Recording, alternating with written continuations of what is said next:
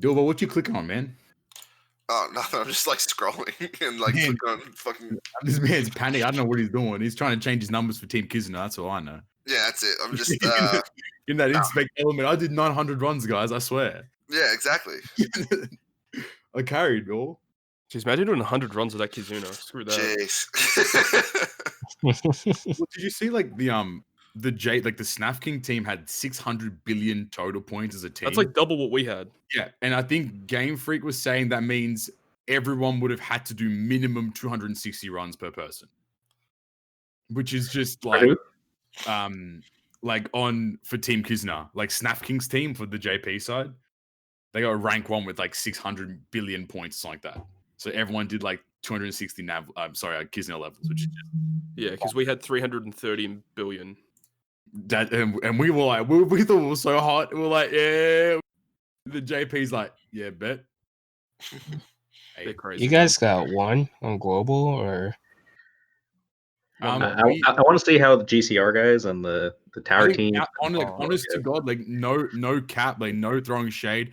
I honestly think our team got rank 1. If there was a rank 1 for this Mario one, like if they showed individual ranks, we would have had rank 1. I think hands down. Yeah, probably. Like I said, the only contenders probably would be like a GCR, maybe the French guys, OPC, but I don't think the OPC guys are. OPC guys no, because I know the GCR team was a combination of the French team. Like I know the GCR team had Bebro, had Skytrick, it had Alu, and then it had Snooker. Like a few of those, like the GCR boys, they were on the team, and like they were just aiming for S rank because like there's no difference in where you place in S rank. Like, you just get the rewards regardless. But that's all. I only got info from them pretty much. I saw like a few teams had like 1,800 clears on the Reddit Discord, but hey, you know what I'm saying? 2,300, baby. Hey, don't. And this team did really well, I think. And this team, I think, did really well. Yeah. Might need to snatch him up for next round, you know. But hey, not as good as our team though. Yeah, that's all. Hey, let them know. Wait, how many clashes or how many clears did you guys get total? 2375. Nice. We got 2,048. You guys went in. Yeah, that's you guys really good. like that's like higher than a lot of teams. I thought you were about to say 2,400. I'm like, wait, what? I was like, dude, this whole time. No, we were 1%, but it was kind of close. Like there were times, like a couple hours ago, where like we would look and it'd be 2%, and then we would look again in a few minutes and be 1%. Yeah. Hey, well, the next Kizuna clash, the co-op Kizuna clash, is going to be the big one because that's where they show the top 5 teams. The team ranking. The team rankings in that one. We're gonna have to do another 10 multis in that one. Unfortunately, we're gonna have to cut off the bottom 5, which would be me. Gonna cut off the bottom 5. I think speaking of 5s though, what's going on, guys? Welcome back to another episode of Good, Great, Perfect, episode 25. See what I did there? It was a good segue and all things considered. But we have a very, very, very special guest with us this week. Do you want to introduce yourself, oh mighty one? Sure. I'm gonna jump right into it. Yo, I'm Nick from the VIP Lounge and the live streams. Yes, even the one we don't talk about. Yeah,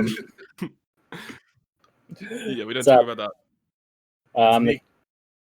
Yep, it's me, Nick, the community manager of the game.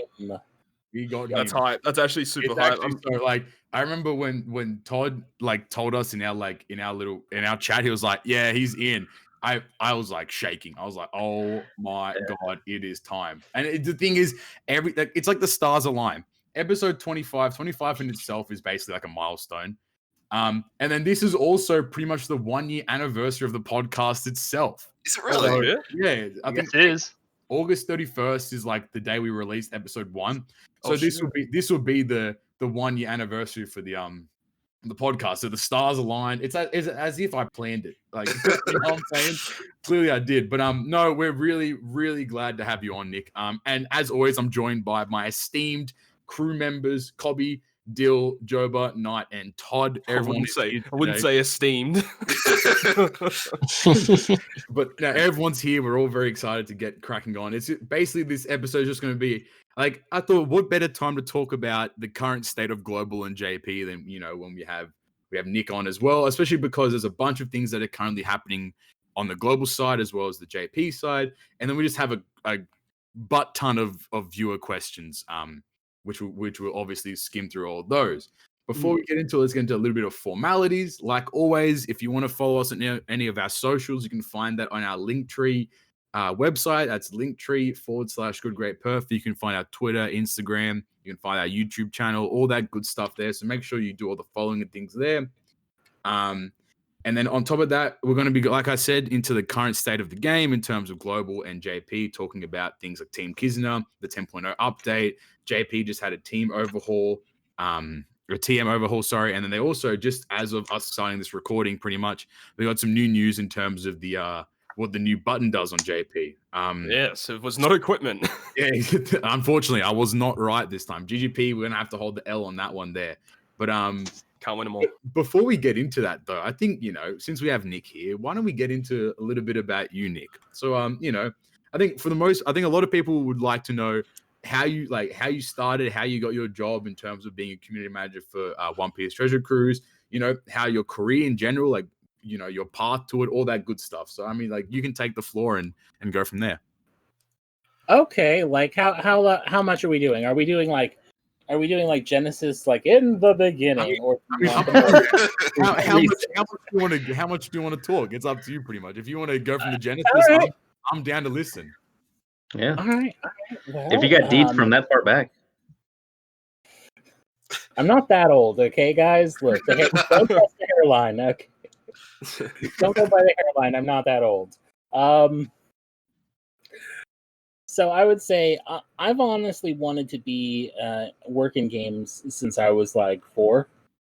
When my mom got me my first Nintendo. So this has been what I've always wanted. So I did this whole thing. Don't get me wrong; I kind of lost the bead for a while. Ended up going to college for psychology. Because that helps with game. That helps with being a game. When you go study psychology. It's just how. Yeah. It was a long, convoluted thing. But anyway, I actually had this really amazing epiphany moment at a GameStop, of all things. Where I met this guy, this random stranger who turned out told me he was like a money manager, and he says basically all the rich and happy and successful people follow their passions, and clearly this is something you're passionate about, all because I just showed the dude a little kindness and decided to help him find what he was looking for. But it clicked with me, and I decided to pursue games. And my first job, which was almost 10 years ago now, was actually to be a customer support representative for the, you've probably heard of them. They're called Kabam. They're mostly known nowadays for Contest of Champions, but back then they basically made, back in the days they made games for Facebook that were all basically like Game of War, basically, like those kinds of games. They sucked. Hey man, I'll be real. Yeah, of course. But I was there for a couple of years, and then unfortunately, as it is in the industry, round of layoffs. Spent some time outside of games, trying to do this thing called paying rent. Got back in with another company, but didn't stay long there. It just wasn't a good fit. And then I found myself at a company called DNA. Yep. And I got to do a bunch of really cool stuff there. I worked on a Star Wars game. I worked on a Marvel game. I even got to do write in-game content for one of their titles. Really fun stuff. I was also the first global community manager for the card game Shadowverse. Oh, okay. Oh, yeah. Super hyped to see that it's got an anime now, by the way. That's kind of a fun thing to see. That's exciting. That's really cool. But unfortunately, DNA West went under. The parent company decided that we weren't making money because we weren't. Good goes that way, yeah. That's a good way to decide.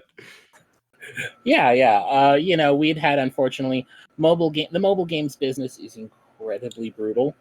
If you're not like a top 100 right out the gate, you're gonna sunset.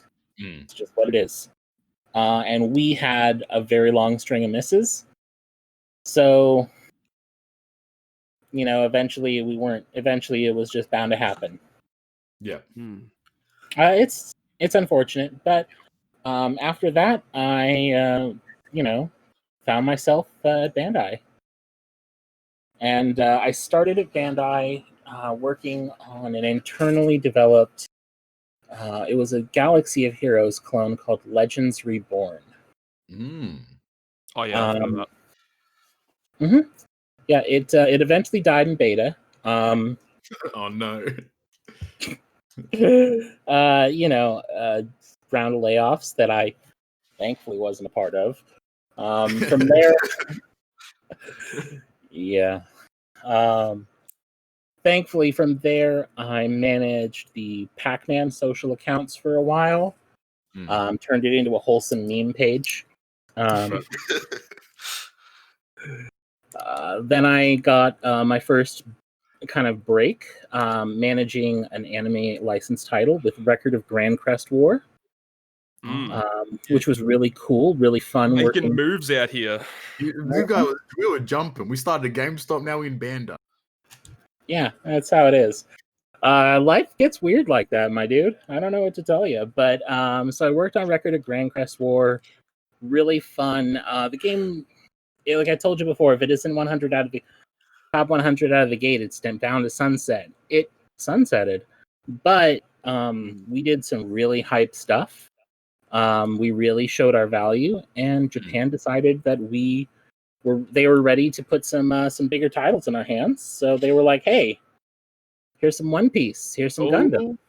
Oh damn! And here I am. Wait, so have you been a part of Treasure Cruise related stuff for like since it came out? No. I say. joined Treasure Cruise. I found out I was going to be a part of Treasure Cruise in April of 2019. Okay, so yeah, relatively recent. Okay.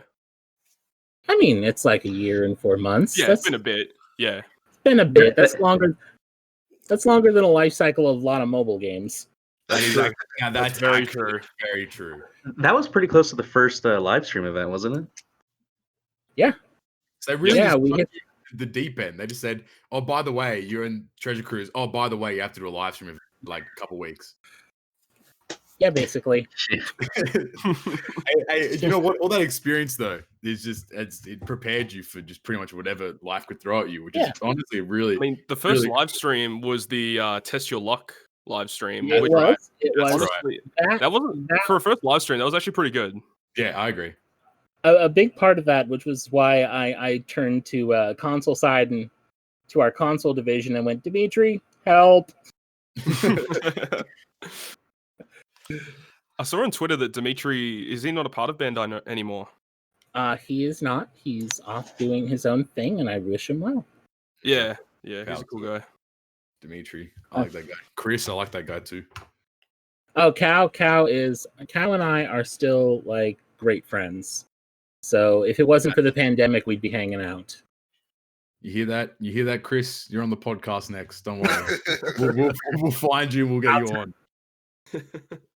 But no, I think that's honestly really it's really cool. And I mean for people listening that need that little bit of a push, Nick started GameStop and then look where he's at now. I mean, I wasn't even working at the GameStop. I was just shopping there. I just that's even better though.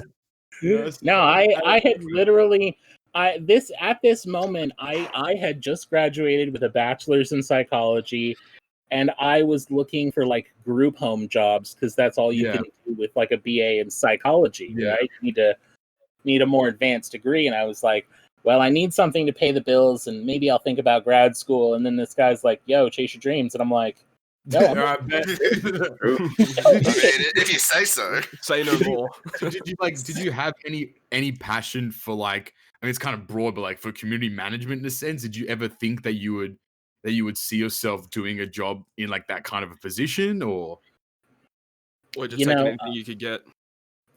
Honestly, the customer service thing where I started out was definitely a take what you could get. yeah. But honestly, I actually was a guild leader in World of Warcraft for about 7 years. Let's go. Well, I was a guild officer and a raid leader, but for 7 years in World of Warcraft, so I already had sort of that, experience with like leading and discipline and the communication stuff. So it wasn't a hard transition. It felt like second nature in a sense. Yeah. It's actually kind of fun. You really see when you look at community managers, you kind of see like maybe a couple of paths, so to speak. You've kind of got like the up jumped raid leaders, you've got like the up jumped social media shit posters, and then like the up jumped like Twitch streamers. And it's funny because we all have different skill sets, but we're all technically community managers. That makes sense. That's how it be. So so there's the origin story. That is the origin story, and now you're with One Piece, and you have to deal with us clowns. How sad is that? No, we're all really like, it was like I think like what am I doing with my life? Like honestly, like speaking for myself though, like it was really exciting when like we got that first live stream, and I was like, yeah, that was huge. Like that's a guy I can relate to now. Like we see his face, we know who he is. Like that's the community manager. Like getting that initial connection, because like I think for the most part when we were playing, it's just like us, and then it was Bandai.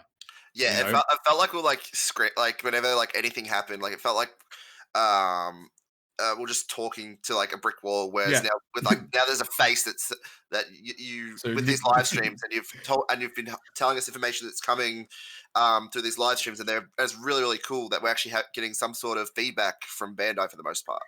Yeah, for sure. Yeah. It's been a lot of work. I'm actually, and this is kind of a fun thing to know, I'm actually the first community manager that Bandai Japan has worked with. So It's been a huge learning process, but we all get along pretty well, and we're kind of making those steps bit by bit, and we're just trying to make everything better. And you also work it on shows too. It shows. Yeah, I was about to say the exact same thing. It really does show. Like having a more like interpersonal connection with like the company. Like I mean, like for the most part, all of us have been playing this game 5-6 years, and to have a little bit more like a connection with the thing that you've dedicated like pretty much a lot of your life to, as like weird as that might sound, but no, it's true. It like having that connection really makes it sound a lot like it's really cool. Like, it's just cool. That's what it is. It's just really cool. Like it helps because it puts a face on it. It makes it easier to it makes it easier to be more understanding. I've seen like don't get me wrong, people will still say horrible things to my face. Unfortunately, yeah. And we obviously see that on Twitter and stuff. We always say, guys, it's you can only do so much. Like, exactly. Like it's whatever. I trust you. Trust me. This is not the worst I've seen in my career. Just par for the course. Oh yeah, true. Oh no, this is light. I remember back in the day when freaking like when I was hardcore into Call of Duty, and the community managers on Twitter would get absolutely destroyed in those communities. So those communities were just complete toxicity. So in comparison to what we have, I remember I had to do when I was at DNA. Oh, I also worked on a Transformers game. When when I had to announce the game Sunset, I got a rash of death threats. It was wow, that's ridiculous. Yeah, I'm just over here like, talk is cheap, kids. Hey, let them know, dude. Let them chase a bag. Let's go. Amen, dude.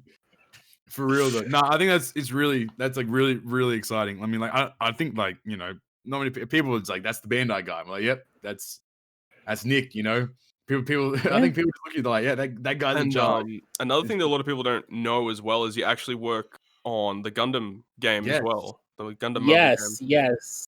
So you do a thing for mechas, is what I'm gathering. Believe it or not, my fandom for both Gundam and One Piece started about 5 minutes after I was told I'd be working on these games. Oh wow!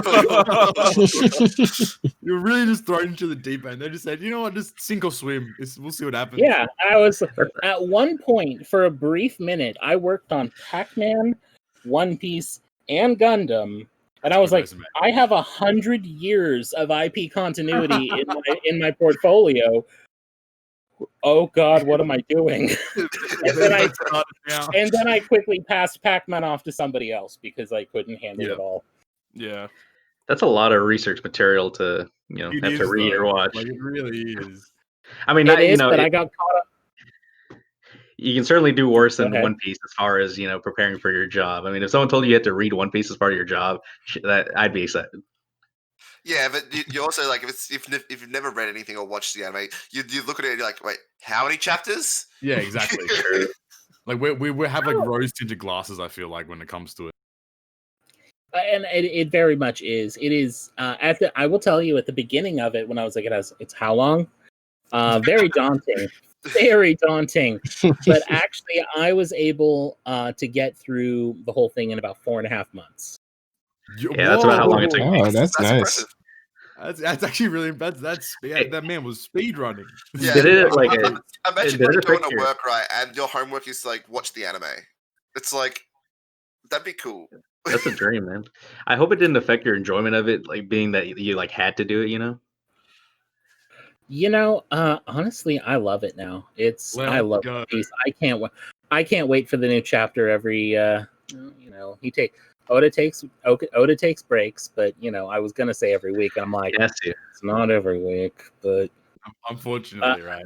And I'm just over here like, okay, before I say anything, is this a manga spoiler safe podcast, or do I? I'm just gonna put the caveat right now, and I'll probably put it in like the timestamps as well. We are talking about manga spoilers. If you don't want to get into manga spoilers, or you are an anime viewer, you're doing it wrong. But read the manga. if you don't want spoilers, I will put a timestamp in the description to when the spoilers are over. You have been warned. Okay. All right, because I was just gonna say, like, I'm over here sitting here like thinking, and I'm just like, oh my God, the fact that Perospero is about to show up means that Big Mom might actually just make it out of Onigashima. Because I was just like, no, she is dead. We are seeing 2 dead Yonkos in this arc, and then I'm like, oh my God, she might actually get away. That now, and my brain is spinning because, like, I was just assuming, like, nope. I mean, Kaido's not getting out of Wano arc. He's done. But I forgot there's a new chapter. But Big Mom, I was like, oh no, she showed up, she signed her fate. But now that Perospero's showing up with Marco, Perospero might just grab her and bounce. Like Luffy might just beat on her a bit, and then Perospero just grabs her and runs out of there to save her life. I love that so much when once you start theory crafting, like what's going to happen, and like you're so deep into the lore, you're so deep into the rabbit hole. It's so much fun. I know. I am deep in the rabbit hole at this point. I love One Piece, and even if I end up moving to another project or anything like this, I'm gonna keep going until the end at this point. The story's so good. Oda's such a good author. He knows what he's doing. Anything he wants, and people will still be like, yes. Like everyone will continue to consume it. I gotta ask, Nick, go ahead. Ulti or Yamato? Oh no! Oh God! No. This is important. Yamato. Yes! I knew Nick has right. Nick is cultured. Thank you very much. Nick has taste. There we go. I'm so alone over here. Hey, you stay there. Hey, yeah, Ulti's still good. It's just Yamato's just better. Ulti a bad. Yamato, she's a dude. Yeah, Like I'm no. I am very much in the Yamato for Nakama camp. Oh, he's going. What a guy! That'd be sick. Actually, I also think Carrot for Nakama. Oh, Thank you. Oh, Okay, no. Take him off the cast. There's only gonna be one spot left. I disagree. I think that we can have multiples because they both can fit equal roles. Carrot is obviously can be the lookout because she can get up and down the mast pretty easily. And then Yamato can be the logbook keeper. It's honestly like the power that Oda has is actually unfathomable in terms of just like he can just turn the whole story on a dime piece and do whatever he wants and everyone would just and we're on board. Yeah, it could be like, oh hi, here's Thriller Island with like jokey zombies. Yeah, sounds great. Okay, here's Candyland with mafiosos and Power Rangers. I'm game. True that. I think 100%. Yo, I would love to see it. I know it's probably not going to happen, but my man Katakuri rocking up to Wano Kuni would be the hypest shit. It's only a matter of time. It's only a matter of time. I think if Perispero intends to just like grab Big Mom and dip, he ain't pulling up. If Big Mom intends to stay there and deal some damage, Katakuri will probably pull up. I would have to agree with that. Did you guys see the fan chapter? The fan chapter where, like, Big Mom went to Wano Kuni, so then they had Blackbeard show up at Whole Island, and then it's Katakuri versus the Blackbeard Pirates. That was a cool fan chapter. Katakuri would run havoc, I reckon. Katakuri ain't It'd be interesting. Hey, that man's just flour. Mochi's not flour. Mochi's right. Man can turn himself into a donut. Well, I might eat that, man. I don't know. You know what I'm curious about personally is the supernovas, because I think they're basically true. I think for the most part they're basically done after Wano, because I agree. Oroge is basically buggered off. Beige is off being a family man now. He got his own chapter cover thing of them just going off doing something else. Right, like they're not in the running for anything important at this point. Yeah. Bonnie we can basically guarantee that Bonnie is either now currently a member of or aligned herself with the Revolutionaries. Which is kind of fire, to be honest. Which is actually really cool. Yeah, and then Apu, F him. hey, let them know. Hawkins, I thought he was broken, but he might have a little fire left in him. We'll see. He seems to be. He was with Law, wasn't he? That's what it looked like. Yeah, he was. Yeah. But at first it seemed like he got broken, but it looks like he just played the smart. Honestly, like he probably double checked his cards. He's like, actually, you guys have a higher chance. I'm gonna join you guys. That's probably what he did. Yeah. But Drake is a government agent at this point, so like I like the thing with Drake. Killer is damaged beyond repair, almost beyond repair. Yeah. Kid's gonna either have to abandon Killer or temporarily abandon his quest for Pirate King to help Killer. Yeah. Because you don't just come out. You don't come back from that level of breaking. He's like nothing. It's not casual. It's not a casual. Oh, I'm back. Like no. It's gonna be some work. So you figure, and Law is basically just slid in under Luffy. He's basically Straw Hat V2. He's basically a Nakama at this point. He's probably gonna die at the end of Wano, as much as I could see it. Yeah. He's my favorite character, but I can see him dying at the end of Wano. Do you remember how much plot armor he had in Dressrosa? That man's immortal. That man used the OP no Mi on himself. He had to see the end of Dofi, though. He had to see it. He did. I think that's the only reason why he has so much plot armor. I definitely could see it either way. He still has one thing he needs to do, which is to crush the world government for what happened to his parents. True. So I could see him making it to the final battle or to the battle against the Marines, or if there's a raid against Marijois or anything like that. I could see him sticking around at least until the events of Reverie come back, because those were setting the stage for what comes after Wano, almost assuredly. Because we don't actually have an ultimate goal for Law at this point, do we? Because Kid wants to become Pirate King as well. Luffy does, but what's Law's ultimate goal? Do we know? Law's ultimate goal was to kill Dofi, right? Dofi and Kaido and the world government. Those are his three. Like, Dofi was the number 1, Kaido was the number 2, and world government was number 3. So he's still got stuff to do, but I think that Pirate King was always kind of a cherry for him. He's got some plot armor still left in him. Protect him at least until the world government. Possibly. I mean, it's a cat with 9 lives. Yeah, it really is, though. Mm-hmm. I mean, that's okay. I think he's a really fun character. I like his. I think having him around as the straight man makes the comedy with the Straw Hats even better. I totally agree. Hands down. You need that rock that you can always relate to while everyone else is clowning around. He's the Levi. I'd agree. Yeah, and I think it's so much fun because you get the moments where he starts to kind of fall in with their nonsense a little bit and catches himself. Mm-hmm. Yes, the what was that one where it's like Sanji was like, oh, Luffy was like, what's for breakfast? Sanji says sandwiches, and Law goes, I hate bread. Yeah. And then he catches himself going, wait a second, no, I'm not falling with their stuff. I'm hanging out with them too much. Yeah. No, I think it's fun. I have a great time with the series. I really love it.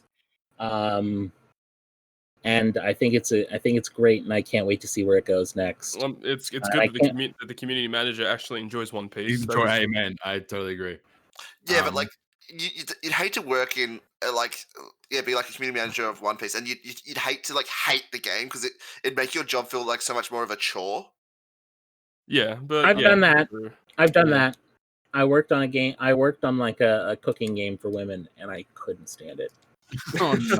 I'm just going to quickly cut in and say spoilers are over. So yes. If you want to jump back into the listening, you're more than welcome to head back in. I think from here, I guess we'll kind of we'll delve into a little bit of what our podcast might be actually about. A little bit of a One Piece treasure cruise, though. Probably a good. What's that game? Oh, come on! All right, yeah, Nick, can you explain what One Piece treasure cruise is for us, Nick? It's the thing that pays my rent. Hey, that's it. That's all you need to know. But we've seen the ad. I think you saw the ad. You don't need $20,000. Although we probably some of us in here have. But that's fine. Need more One Piece in your life.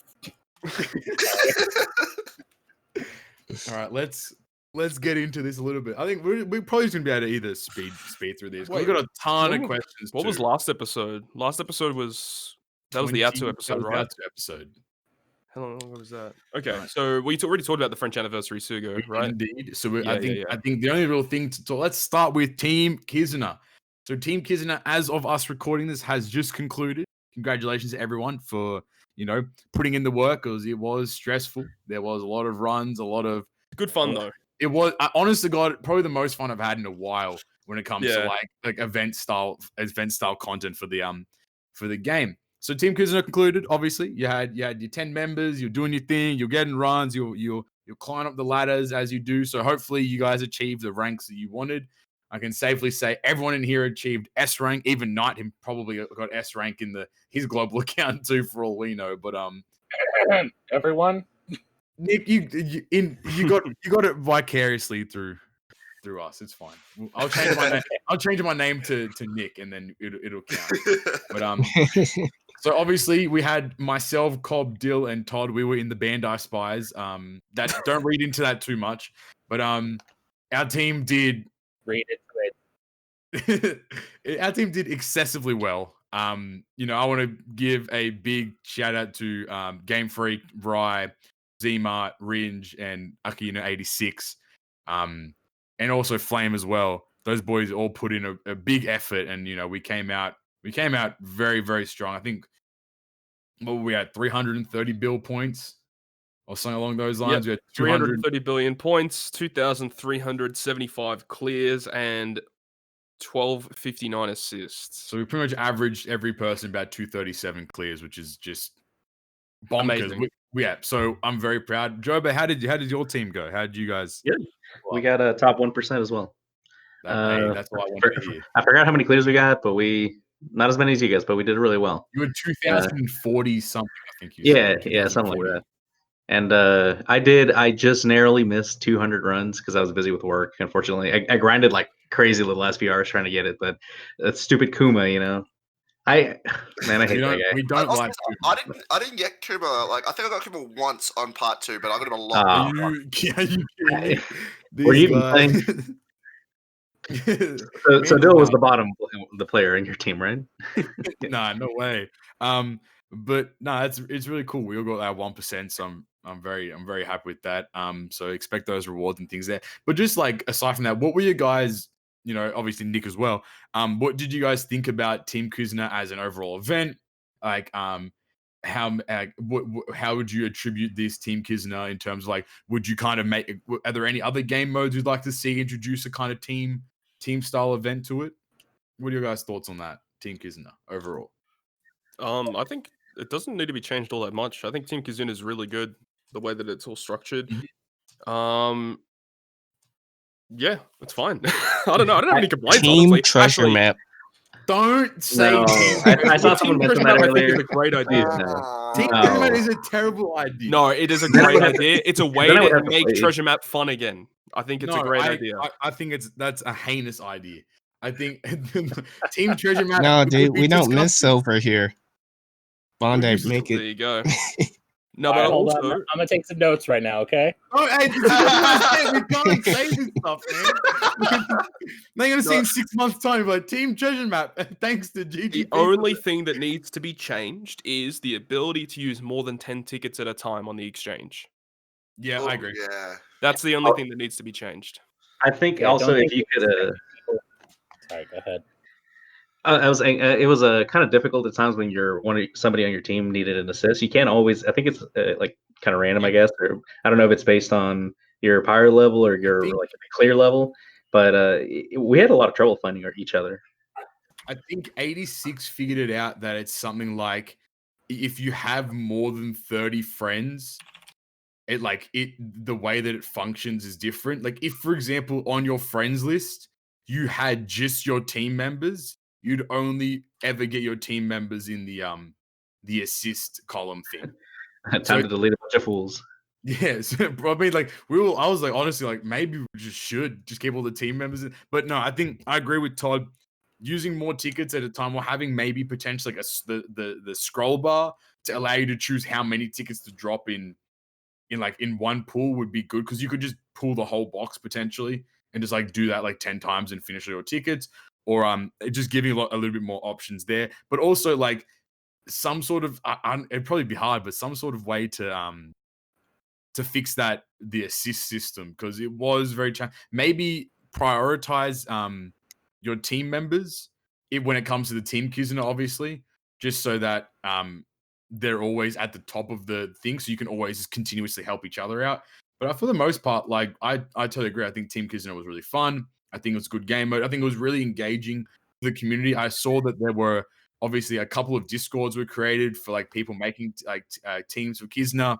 Obviously that just means a lot more friendships are made and in-game friends are made there too. So in itself, it was just a really enjoyable game mode to have, and it felt very just like enjoyable to play. It didn't really seem too stressful overall. Yeah. I really what I thought was really cool is how Cobby made that like banner infographic, infographic for our team.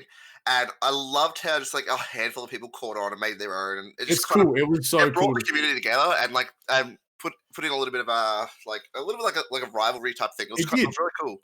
It did. It was exciting. Yeah, I love seeing the community stuff. I will say personally, for me, it was a little stressful because working on 2 games, I work long hours. So, like for me, I did not have a ton of time to do this. Well, at least there's like 9 other members that can help like level your team up, which is good. You're not just relying on yourself to play it. Yeah, no, I think I was number 3 on my team when all was said and done. That's still really good. Oh, nice. Yeah, I think. But yeah, I went way harder than I would have on just a solo Kizuna, just because I didn't want to let people down. I think that was the majority feeling for a lot of people. Yeah, but I think all in all, I think it went well. I don't think I'd want every Kizuna to be a team Kizuna. No. I don't think so. I think every once in a while is really cool, but every Kizuna would actually just be once every few months. It'd be a bit of a burnout. Yeah. Yeah. I think that's one of the nice things in the game is kind of when you have these like periods of like hyperactivity where you're just like, this is what I'm doing. And then it calms down for a little bit and you can kind of get a rest and do other things with your life for a little bit and just kind of, pop in, do your GARP challenges or whatever and get out. And then, you come back in and then, you kind of get yourself ready for the next big thing. Yeah, I totally agree. I think also there was like a little caveat to this team, like this Kizuna, because we got to farm the Coin Island too. So it didn't feel as stressful because either you weren't waiting for Kizuna stamina, you weren't waiting, you didn't have to like fully rely on potions. You could farm the Coin Island. And I think like a lot of our team, we got, I think on average, like 3.2 thousand tokens because we all had like 4 boosters on our teams and running buggy as well, I think. So like that got us around to level 180, 190. For you to use potions for that, you're looking at like 20 to 30 potions, and that's very expensive because potions are very hard to come by in the game. So just having that Coin Island was really cool. Like, I mean, like, and obviously, like, you can't really do that for every Kizuna. That'd be too broken in that sense. But for the team ones, it's really sick to have just that Coin Island. You can just farm it throughout the event and then just continuously passively do runs.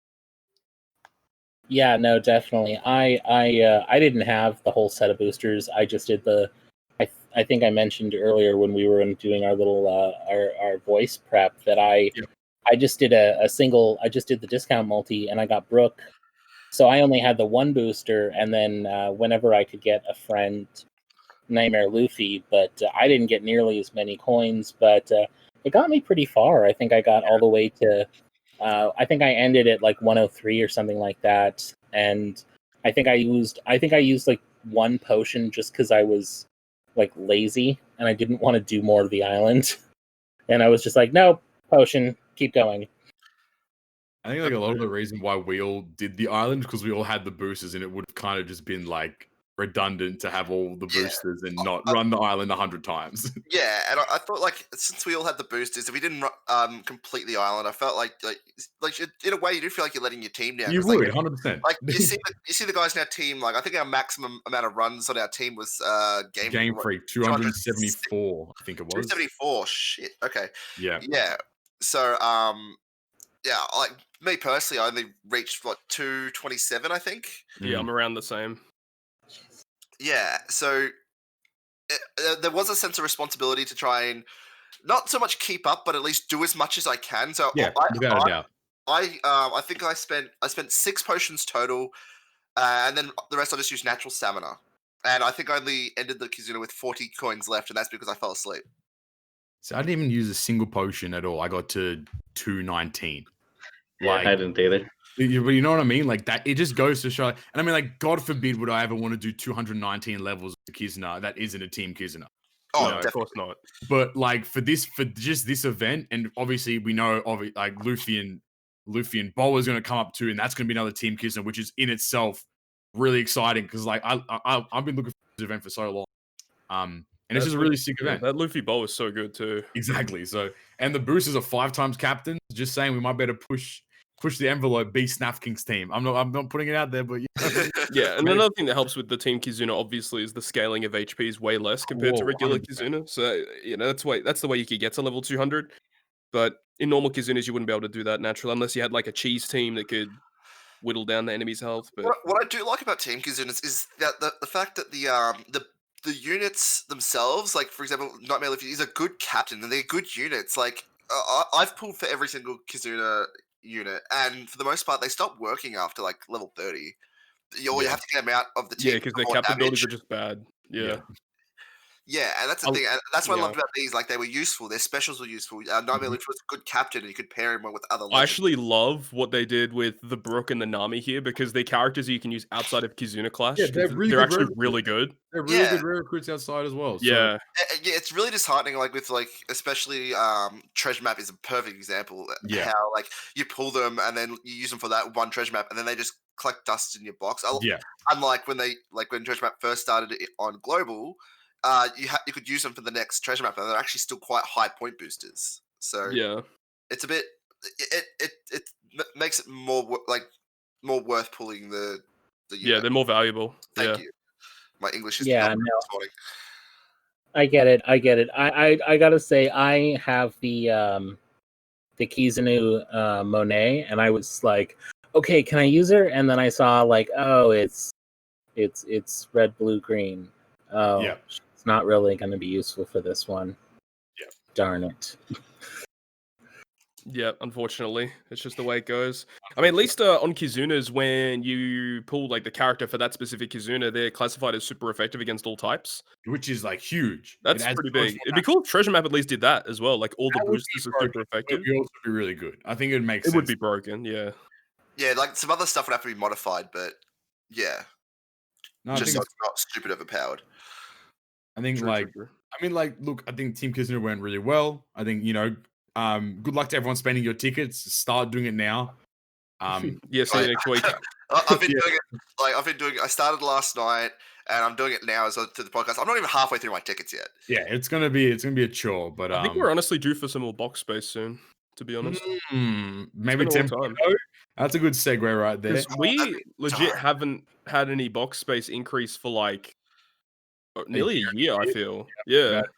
At least it's not as bad as like when the game was like in its first year. How we're like waiting for 2 times special up, and we're hoarding like 85 copies. 85 copies dude, like a 200 box space. The pain of 200 box space. Yeah. We're stuck in 200 box space for like the first 6 months to 12 months of the game. 2.2 thousand, and it's still not enough. You know what I mean? People, it's crazy. But I guess we can slide on into that 10.0, that juicy 10.0. It's on the horizon. Like we said, it's basically just us talking about the current state of the game and pretty much just whatever comes to mind.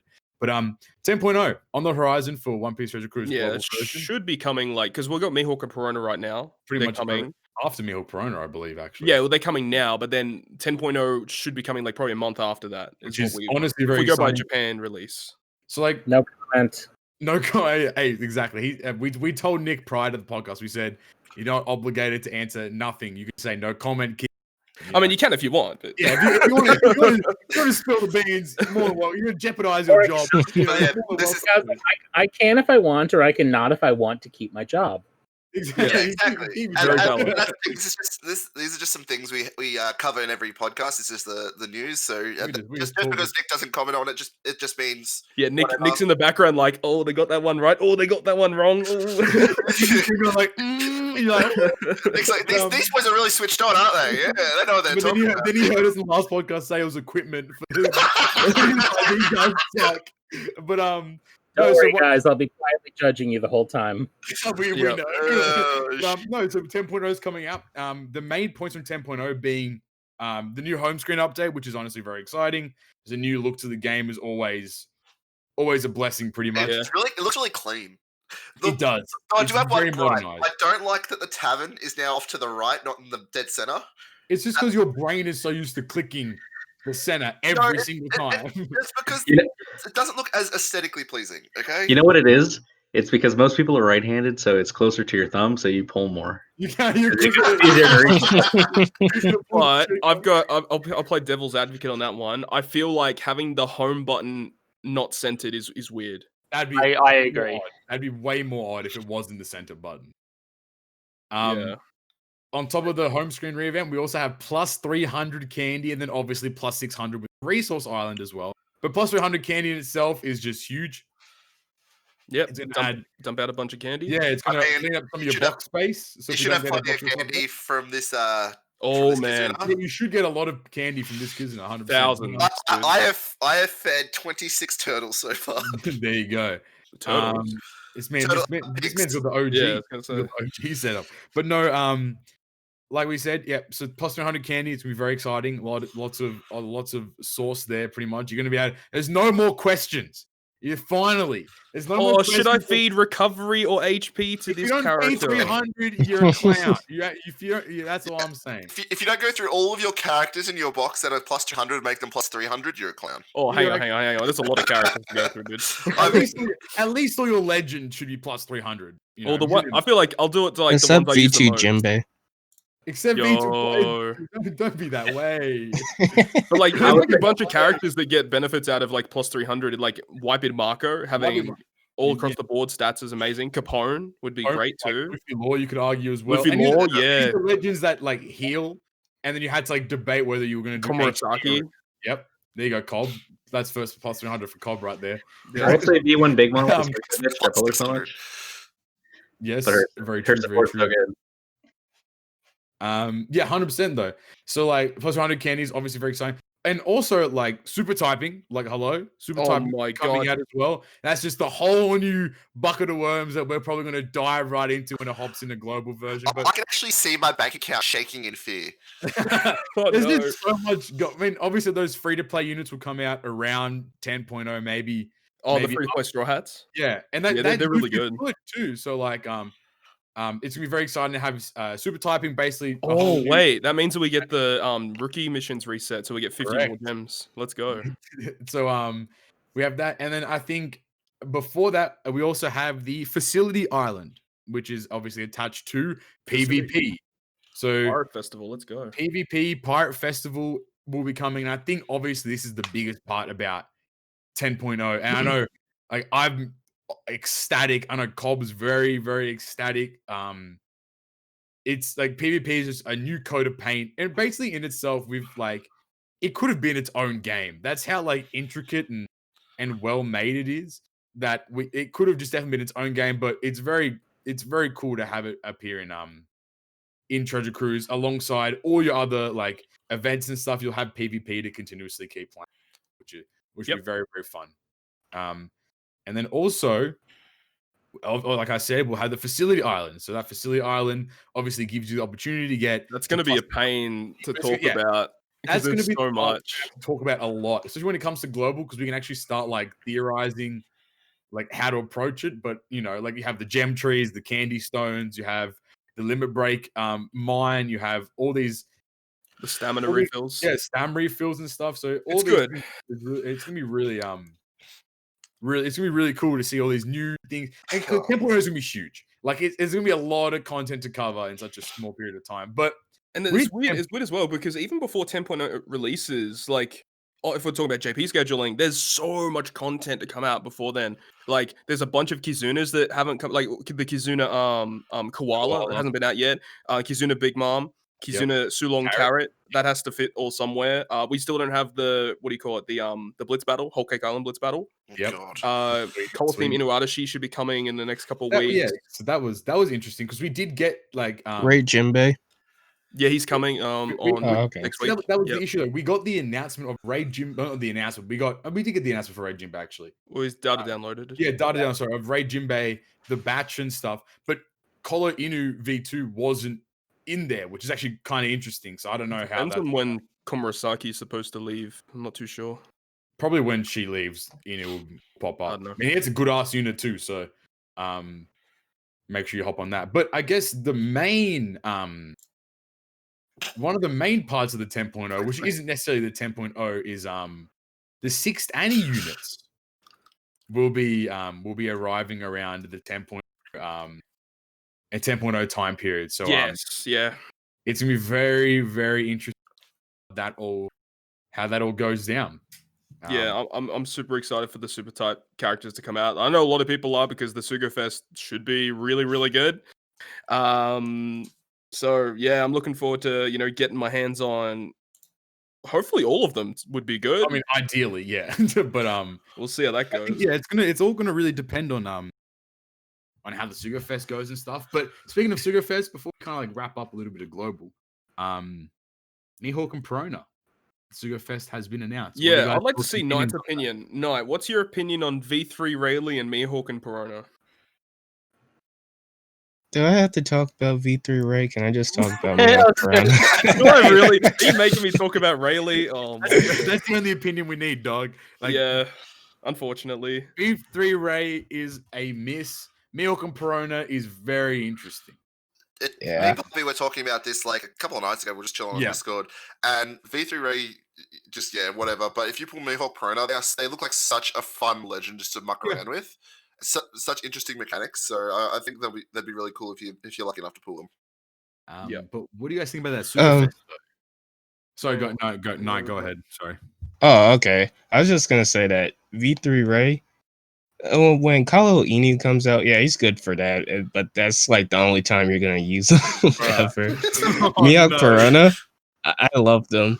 They're my favorite legend right now. Yo, that's high praise. Yeah, they're your that's favorite. A big shout out. That's a huge call. But so what do you guys think about that Sugafest? Sugafest seems just okay. Yeah, no guaranteed is interesting. Was it they guaranteed on Japan? They were. Yeah. Yes. As I understand it, every legend since Shakespeare has been guaranteed. I mean, it doesn't really matter too much because the what's it called? 6th Annie. The super type Sugafest is going to get absolute fire. Yeah. I have a nervous feeling that Sugafest might go just as crazy as French Annie, and I'm very concerned. Man, like we've said, the way Yoshi's working at the moment, I'm scared. He's putting in bits though, but like if even if the super typing Sugafest is on par or even like a little less than French Annie, that's still scary as hell. Like 25 for the guaranteed super typings. I think for the most part, like is expected. If we see 20, that'd be ridiculous. That's what we were expecting, I suppose. I mean, but you can't I still hold the point. Like, you can't expect 20 because it was 6th anniversary on it was 6th anniversary on JP, so you can't really do it all too much. So yeah, we recently had the French Annie Sugo. So Nick, did you do pulls on the French Annie Sugo? Yes, I did quite a lot. How did that go? Very well for me, thank you. I did 6 steps on part 1 and 5 steps on part 2. Ooh. Oh, so yeah, because step 5 was the guaranteed like all red multi, right? All red, yeah. Yes, and step 6 was the discounted. Oh, yeah. That's true. And what did you get out of that? A lot. I got actually, no, my part 2 gave me basically nothing. My part 1 was ridiculous. I got Luffy Love, V2 Big Mom, Komurasaki, Onami, Sova Mask. Man, put out all the stops. 6 multis, he got it all. Yeah, that was multi 5, and then multi 3 gave me Chopper and Shanks crew. Yo! Oh yes. Jesus. Wait. So those 4 legends were all on the 5th multi. That's nuts. I think I might even be missing one. I wrote it down when I. Dude, it's almost as if he's the Bandai spy. No. Bandai Spy Master, guys. I'm not the little bird. I'm Eris. Yes, sir. He's got his account plugged into the Bandai machine. Or like when everyone went to the live event that you guys hosted, there was like an account that people could play around with, and it had like thousands of gems on it. That was actually Nick's account. Yeah, it's actually his. He just said you guys can use it for this event. Don't worry about it. He gets back and there's only like a plus 200 Kobe left on the account. That's it. Everything's been transferred out. Oh no. No, I think Global has got some very interesting things popping up. That we will hopefully, we'll see for the far distant future. It'll be very exciting to see where Global starts taking things, because 10.0 I think is going to be a very big aspect. I mean, like, I guess we can go around the gauntlet real quick before we jump to JP, the JP side. What is everyone most excited for when it comes to like the future of Global in terms of the 10.0 update? Any legends you guys are keen to see on Global side? Any like events? What are people excited to see? PvP, just as like a broad spectrum, looks so fun. As for legends, I just want to muck around with like Legend Kid. I reckon he looks like a lot of fun. What'd you say, Legend Kid? Did you say? Yeah. Yeah, that's a good call. I'm scared and also excited for PvP because I mean, first of all, it's a lot to learn because I haven't looked into it all that much. Yeah, But also, it's going to be a whole nother thing to like kind of focus your polls around, because in Dan Memo, the PvP mode is kind of one of the main focuses, and you sort of like sometimes you're like, oh, this unit comes out and they're really good for this, so I kind of want to pull them because like sometimes I used to pull for like Kizuna legends, like Sobamask is great for Kizuna, but now I might be pulling for legends that are really good for PvP. So it's going to be. It might spell doom for my wallet. That's super interesting because, like, we've noticed recently with the super revolutions on Japan, they've really been focusing on improving their PvP abilities. Yep. So that's super good. Simultaneously, it's not necessarily a lot of new legends that PvP. A lot of the older legends, are really like. PvP. That's a good idea. So, like, so you don't have to really stress too much about pulling. Yeah, the thing you have to stress about is pulling for the PvP rare recruits. Oh yeah, they kind of fire. The Whitebeard is a must pull. You need to get that unit. They're good. If you don't get that unit, you're gonna struggle for a long time until they make a counter for that Whitebeard. You're gonna struggle. It's gonna be very upsetting. For version 10.0, I'm really looking forward to Blackbeard and Katakuri because they're my boys. I hate Blackbeard. I honest to God hate Blackbeard. Bro, what did he do to you? He killed Ace, man. It was his fault. Spoilers. Yeah, before spoilers was over. Right, this was over right now. No, I think for me, it's definitely PvP. I'm kind of excited to get into a little bit of the strategy behind the facility island. Kind of get some. I might open up some Excel spreadsheets. I don't know. We'll see what happens, right? But no, I'm pretty keen to see how PvP rocks out. I'm keen to like see because like global is on kind of the same meta as JP is right now in a sense, excluding the PvP rare recruits because we have the lore and we already have the Aokiji as well.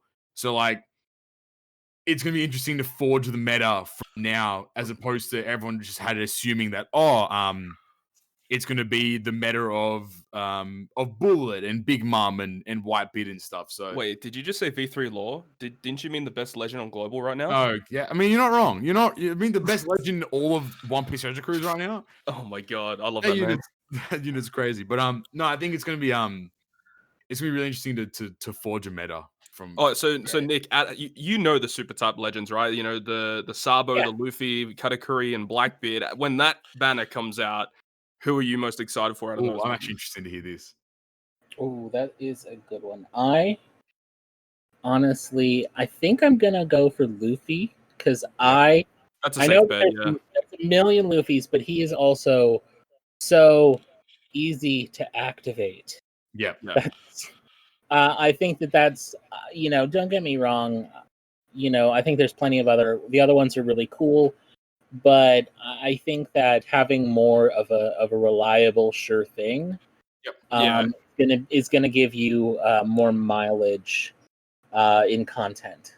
I totally agree. I think the majority of players should probably go for Snake Man as well, because it just in terms of usability, it's just. I mean, if we're only going for those 4, if we're looking forward into the future, I want Hancock. Yes, sir. Yes. Wait a minute. How do you know Hancock's coming out? Oh no. Wait, Hancock's coming global? What? Bro. Exclusive news. He's trying to put his words in his mouth. God damn. But, I mean, like looking like in the far distant future, like honestly, like all the super typing legends just seem like fun. I mean, like we've had a lot of discussion when it comes to like super typing legends, so I think we'll bear everyone's ears for a little bit. Yeah, we've discussed it a lot. But I think when they come to global, I think we'll have another chat and talk about the future of super typing again. But no, I think like you said, Nick, Snake Man's like I think we like to say like that back pocket. Like if all else fails, you can just run V2 Snake Man and you'll clear the content. It's gonna be fine. Oh yeah, we're not allowed to use the term legend anymore. It's Sugo Fest exclusive, remember? Oh, we are not having this. Okay. Hey, that was supposed to be a secret. That was a secret conversation. Legend's the wrong terminology, boys. It's over. I'm the only one who gets yelled at for using the wrong terminology. Say legend all you want. Hey, let's go. That's our community manager, everyone. He loves us. Stick up for the small boys. All right. On that tangent though, Quick Whitebeard, is he V3 or V2 Whitebeard? Oh my, I hate this guy. He's Quick Whitebeard. He's quick. All right. That's boring. A lot of people say Deadbeard. Aren't they all? Deadbeard. That's just wrong. Disrespect. That is disrespectful. Instead of calling Corazon V1 Corazon, we'll call him Deadzon. And we'll call Ace Dead Ace 2. Halloween Ace? Nah, that's Dead Ace V2. Like, Or a corpse. like, come on. Dead Coruscant. Dead corpses on. I don't know. But Oh, that's cold, guys. don't call Quick Beard. That's just wrong. Don't do that. Hey, I'm not the one that does it. People do. Whoever does it, you're a glue eater. There you go. You can mark that one down for this episode's glue eater. Glue eater comment. No shout out to those guys. No. But I think anything else, you guys, from Global before you hop into just JP a little bit? Just looking forward to my top 3 placing in the first PvP bracket. Oh, this guy! Look at this guy talking up. Hey, I hope you can get top 3. I'm gonna get rank 1. It might be time to pull up. No one likes the braggarts. I don't care. I'm not down for reaching rank 1 in PvP. That'll take way too many rainbow gems. That's too much. You know, I would say, I will say the thing I'm looking forward most is defying expectations. Yo! Oh shit! I was like, what's he gonna say? This man's like, this is like, you know, Whitebeard's final speech. You know, the One Piece does exist. I hate it because he knows, and it's annoying me. You know what I mean? I'm being teased. Chair right now, laughing. He mutes his mic because these guys got no idea what's going on. On the other monitor, he already has the 10.0 update. It's on the notes. He knows it's popping. But no, I think it's gonna be really cool. I'm beyond excited for 10.0. But on the JP side of One Piece Treasure Cruise, they got a whole TM overhaul. So we've been asking for a treasure map overhaul. I'm in Bandai said, all right, bet. I'm still kind of confused about it. Like, I've seen little bits and pieces of it. Here you get all the information because you know me, Captain Puffy. I've been doing my research. And Knight's probably playing it right now. Nightmare is struggling in it. No, he's definitely not. As cat, he did pull. Can we shout out to Night? This guy is insane. He pulled fucking Legend Smoker. Like this guy is. This guy's just getting things out. I've had enough of your shenanigans, Knight. To be honest. Hey man, you can't talk, bro. What? Every What do you mean every single fest, every new legend, bro. I'm on you. Bro, that's flame. What are you talking about? That is flame vs, not me. No, you know what? Oh yeah, you too. 2 P's of the same pod. I don't think you guys are around for this. Poppy and I were voice chat with Syringe when we were pulling for the Kizuna units, and we got so triggered that we all went to 10. We actually did. It was very upsetting. You triggered each other into 10 multis. That's crazy. Also, Dilbert is actually just sitting there laughing in the air because he's actually the guy that pulls everything. That's correct. Yep, got it. You can't like combat that. Though, that's the thing. Well, he pulls everything because he goes in deep, but Kami just pulls everything because he's fucking talent. Yeah, I mean, go deep. Whereas Kobe, yeah, he just kind of gets lucky like every like 5th Sugo. I'm not even in this conversation though, so it's fine. Easy money for me. Hey, the way I see it, either you got lucky and congratulations, or you went deep and thank you for supporting the game. Okay. Can we get that on a t-shirt or something like that? Oh, that's. Thank you for paying. Nick. Every time I do more than like 10 molds, I'm just gonna imagine Nick saying thanks for the rent money. Like, oh, damn it, he got me again. At least it's going to a good cause, so we don't have to feel bad. Amen. There you go. It's every time you go deep, just remember the money's directly into Nick's pocket. No, Silicon Valley rent is expensive. Oh, he's gotta live in lavish. Yeah, except for those fires. Oh, too soon. Too soon. I'm sorry. They're not around me. It's okay. One of the places I came. One of the places I grew up is unfortunately affected, though. Oh damn! Everyone's staying safe out there. 100%. It's just got dark. Yeah. Yeah. Yeah, no, it's fine. Yeah. Anyway, back to One Piece Treasure. A we got moment of silence. But no, so TM overhaul on the JP side of the game. So, like we said, TM got pretty much just a pretty good update when it comes to their rankings have changed. Everything The changed. team composition thing. Yes. So I'm just gonna just go through it, and you guys stop me if you're not sure, because I was a nerd and I did my research before. But just in terms of the overhaul, so the general kind of things that happen. So at the start of the TM, you can now choose which league you want to join. So if you are a New World player, you have the option to play in Grand Line or East Blue. And I wanted to ask Knight, do you know if you choose to play in East Blue, for example, are you then on the East Blue leaderboard when it comes to like rewards and ranking? Do you know that? I believe so, because once you choose one, you can't choose like any of the other ones. You're stuck until the next treasure map. So so you have the option in terms of where you play. So for example, like if you want to take it a little bit more chill, for example, you could go to East Blue, or you could go to Grand Line. But why would you not go to New World to farm some good treasure, some good limit break materials? On top of that as well, so now it isn't based upon the number of players, but it's now based upon the percentage. So if you're in the top 20% of East Blue and Grand Line, you will be promoted to the next respective league. And if you're in the bottom 20% of the New World and Grand Line, you'll be demoted into those. And if you're in the bottom 20%, you're bad. But now, I'm kidding. But now the big difference here is if you end up just not playing TM at all, so you just get 0 points in treasure map overall, you don't drop straight down to East Blue. You only drop one league.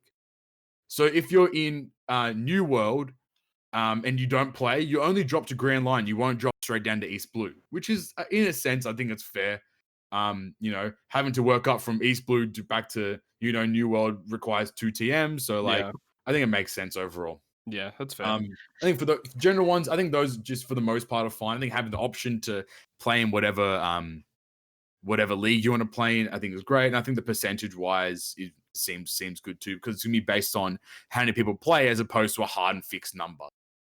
Which overall I think is quite well done. Yeah, I'm a bit confused about the ranking rewards though, because they've changed a lot. Because it's based on like your position, and then there's also a set of rewards based on like the percentage that you're in, or something. Yes. Like if you're in the top 10% or whatever. If I can find that tweet, I don't know. I'll keep talking while I'm scrolling. But the way that it works now is it's determined. So it's only for the New World. So the New World ranking system now has 2 different sets of rewards for your ranking rewards, right? So when you're in New World, you'll be there. I think what I've kind of called it, I don't know if this is going to be like the coin term or whatever, but you have an absolute rank, which is like rank 1, rank 2, rank 100, that kind of stuff. And you have a percentage rank, which is, the top 1% in the JP version is considered top 200. The top 10% is between top 200 to top 2000, and then the 20, 30 respectively all the way down. So the way that it seems it's going to function is like, I'm just going to go purely based upon rank 1 rewards. When you're if you get rank 1 for your absolute rank, you get 180 gems, you get 1 red ticket, you get 10 of each tablet that's available, you get 1 gold key. And then that also, because you are rank 1, you're also simultaneously in the 1% like rank, which gives you an additional 20 gems, 2 red tickets, 20 of each tablet, and then 1 other gold key. So overall, you're earning like 200 gems, 3 red tickets, 30 of each tablet, and 2 gold keys from getting rank 1%. That's a lot of effort. So no thanks. The only issue though is those absolute rewards are only based on if you get to top 500. If you're not in top 500, you don't get absolute rewards. You only it's a bit different now as well, because you can have people that choose not to be in that league, which means that getting into a higher percentage is way more difficult. Might be a lot harder. Yeah. So yeah, it is pretty interesting, and especially because on JP there's more players in each given league. Yeah. So eventually, when this comes to global, it's going to be even harder to rank in like top 10% hypothetically. But either way, no, without a doubt. So basically, if you're not in the top 500 for the absolute rewards, you're going to just earn percentage rewards. So if you're in the top 10%, you're going to get 10 gems, 2 red tickets, 14 of each tablet, 1 gold key, and then obviously those go down as the percentage goes down. in Grand Line, Grand Line is all absolute rank reward. But yeah, that's how the new ranking system works. I know it's a lot. I just like talked a lot, but like, if you guys digested any of that, what do you? So the ranking rewards have changed basically. Yeah, essentially in itself. Did we talk about the teams? The teams, yes. So we have a whole new. So now with the teams, you can preset your teams according to the boss itself, which I think is just that's great. amazing. So you don't have to waste crew slots in your game now. You've got a dedicated folder of teams inside 8 more Treasure crew Map. slots. So you have 3 slots to build other teams in there as well. So yeah, so with that, so that means like, because I clearly haven't looked into this very much, but what if you have like all the point boosters and you want to use a legend and then like the 2.5? You get free team slots. There's free team slots. There's other characters. There's like I think there's like 6. So 1 for the invasion, and then the other 5 bosses, and then there's like 2 or 3 additional like free slots where you can just build like other teams or put captains up or whatever. Yeah. Okay, cool. Yeah, that was the one thing I was stressing about. But like, and the best part about that is that when you like challenge that boss, or when you like, for example, you hear that team will pop up. You know, there's no scrolling between those teams. It's much more streamlined. Yeah, so it's reducing the amount of time required to play. I mean, they fixed that, which is good, but I feel like Treasure Map actually playing the game mode itself does need a little bit of an overhaul still. Worms, though, unfortunately. Yeah, but like at least it's a step forward. I like it. And then in that itself, now you have the boss info available in the actual in that team menu, so that it'll tell you what the boss debuffs are and all that kind of stuff, which is which is just helpful in itself. Especially because Global never got that JP website where, on the JP website it would pop up and you'd have all the information and then like recommended teams and stuff. So it'll be good when that comes to Global. It'll help out a lot of people when it comes. We've got a great community though. We do with the TM planner, which is in itself basically this update was just like, they just yoink the TM planner and put it into the Actually, I wonder if you're building teams on the team thing and you've already put a character into a team, does it it does lock out that character for another team? It says in some red and white text in like Japanese, it says like you've already used the character. Okay, that's good. So it tells you. On top of that as well, it also has so every boss will have recommended characters. I think it's like 1 or 2. And it'll tell you those recommended characters, and it'll be in green text. It'll say this character is recommended, and then it'll tell you why, I think, as well. Like it has like what the character does. That's good for newer players. Yeah. So like it so helps what you're you telling build me teams. is the Treasure Map planner is now pointless. Not really. No. It's like it's basically like we're still going to use it because you're going to be able to prep a lot faster because people are going to obviously like time travel and stuff and get in and find out boosters and stuff a lot. But see, on top of that as well, though, that becomes more valuable because units will also have their boost listed under their number, like on the unit thing when it's glowing. The level of boost, so it's at 1.35 times, it'll show it under the character. Yeah. So all these things are just really awesome. Like in itself is very exciting. Also, they added 2 new filters. One for boosted characters, so it'll put your highest boosted character on top of your box, and you can also sort by corresponding captain. So no more like scrolling down. If you hit corresponding captain, it'll show you friend captains that are the captain that you currently have up as well. So it just it's just a whole streamline of thing, which is just amazing. Like it's so good. I'm very excited for all these additions into Treasure Map. Yep, it's a good step forward for sure. It is, without a doubt. I dig it. I think that's about it. And I think anything from you guys in terms of Treasure Map, other than obviously like the whole game mode itself, needing its own overhaul. Like you guys, what do you guys think about the UI, especially like Night as well? What do you think about the UI updates? And I mean Nick as well, obviously.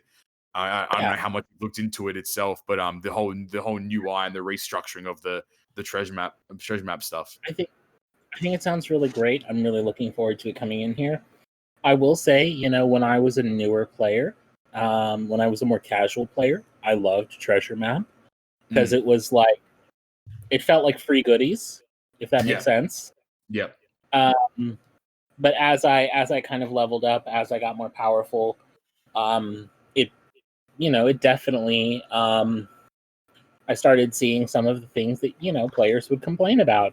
Yeah. And so I've been, of course, advocating for improvements to treasure map behind the scenes because what you guys say, I pass along. Except for the dumb things.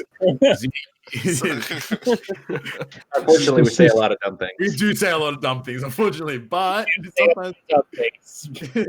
Sometimes I'm not going to disagree with you there. Yeah. No, I think it's cool. But yeah, I'm just really excited to see some improvements. I can't wait to see how everyone gets how everyone thinks of it when they get their hands on it. Yeah, of course. I hope it really kind of improves people's treasure map experience because I think it's really a great game. I think it's a great game mode in the meta sense. Like I think it does a really important task, and I think that it's also very unique compared to a lot of other games. So I want to see it supported and be successful rather than necessarily anything like deprioritizing it or anything. Exactly. I mean, like, you're 100% right though. Like it is basically our one-stop shop for getting limit break material. Like if you need limit break mats, you need a farm treasure map. And I think it's unfortunate that a lot of us, I'm not going to say people because I think we do it as well.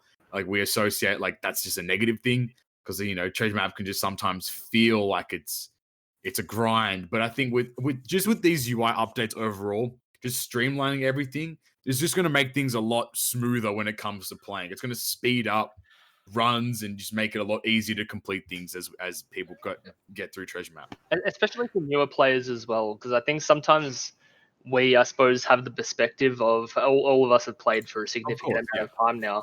For newer players, I think it's going to streamline the process of getting your teams together. What are you looking for in a team as well? And I think that'll help people approach the game mode as well.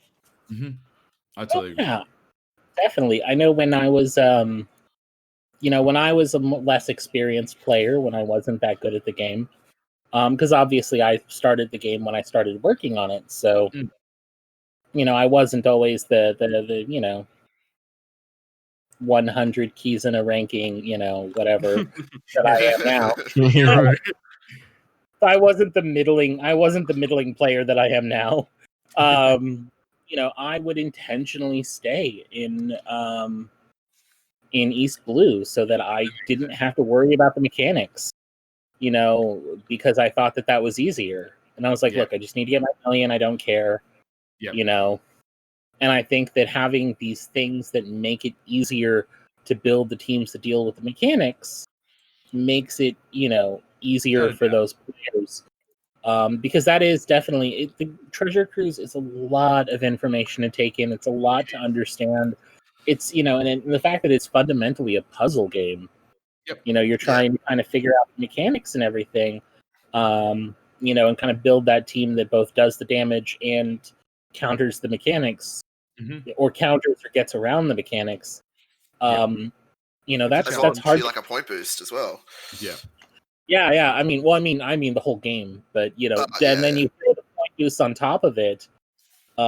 It really is a challenge. So I think for some players, that's for newer players, that's a hurdle to get over. And I think that if there's anything that we can do to make that transition easier and smoother, it's only going to help those kind of newer players move up into being more veteran players. And it's and then if we can have a bigger community, if we can have more people who love the game, then that's great because we can have more people to share our love of the game with and our love of One Piece with. Yeah, and I always said that the like the game as a whole, like especially with all these new mechanics and stuff coming out, is quite difficult to get into because it's so much to learn, especially and with the amount of characters that are also in the game, free to play or pay to play, whatever.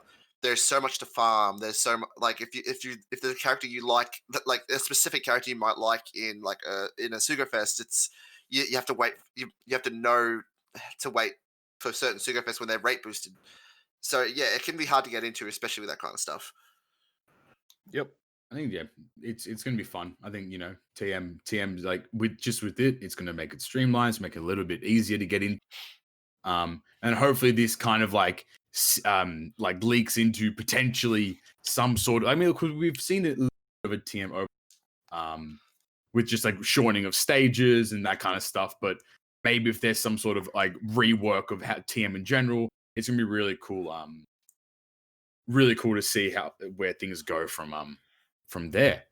And I think one last thing before we jump into a butt ton of questions, that new button on the JP side has finally been put alongside, I think, a 12-hour maintenance as well. So it's going to be a pretty big mechanic. From all we know so far, it is just a rainbow and ink. I'm going to read verbatim from what the One Piece Treasure Cruise subreddit has put out. Add special visual effects to your favorite characters using the new item effect pencil and ink bottle. The pencil and ink item can be obtained mainly through Treasure Map. There are different stages to these effects and require specific materials to activate these effects. For example, stage 1 requires the small pencil and ink, and stage 2 requires the large pencil and ink. They'll add effects to new characters and existing characters over time. You cannot remove these effects once you add them to your character. We've been wanting this kind of thing for a while, actually. It is, like, indeed. I don't know if it's moving artwork. It could just be, additional effects or something. Like, we don't know what it is at the moment, but we don't know if it's actually like a mechanic. Like, do characters get like an actual stat boost? Do they get like do their captains improve? Just we don't know. Yeah, much outside of it might just be aesthetic, which is kind of cool. But who knows? it sounds interesting either way. I'm excited to see what it's all about. Do we know if only a batch comes out at first that gets that feature There that were, you like- can apply to? there or- was- Yeah, There's a there's whole a bunch of batch. legends. There There's was a a whole lot of bunch of legends. legends. Yeah, I was gonna say, like, if it was universal, like, who would you guys apply it to? it's actually a whole bunch of Sugo Fest exclusives, not Yeah. legends. I'll Sorry, Like, my the bad. way it was worded actually makes me a little nervous. Like, once these are applied, they cannot be removed. It's like, well, honestly, like I could definitely see it just being aesthetic. yeah. Like it's kind of the thing that you can do to your favorite characters, that kind of stuff. But I mean, if it did also improve stats and things, that'd be crazy. I think that'd be really cool if that was the case. But yeah, well, I mean, it's cool mechanic. We pretty much don't know anything aside. It literally like an hour before we started Yeah. the podcast. I So mean, what else is new? yeah, we're pretty on top of it. But no, I think overall, like, is there anything that you guys would want to see from it aside from like moving artwork and stuff? Moving artworks would be the best. Yeah. I don't know. Grass.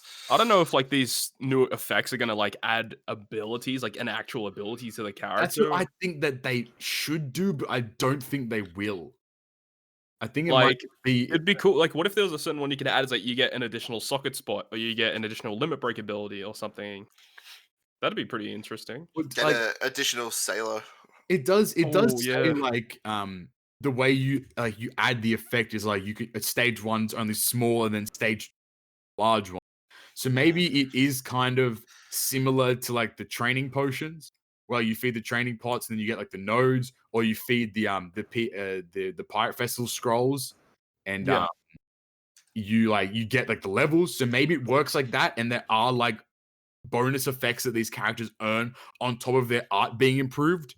I don't know, but I think the art being improved overall is a lot of work from the dev side of things. Like, it's a lot of work to improve that kind of stuff. But Yeah, correct.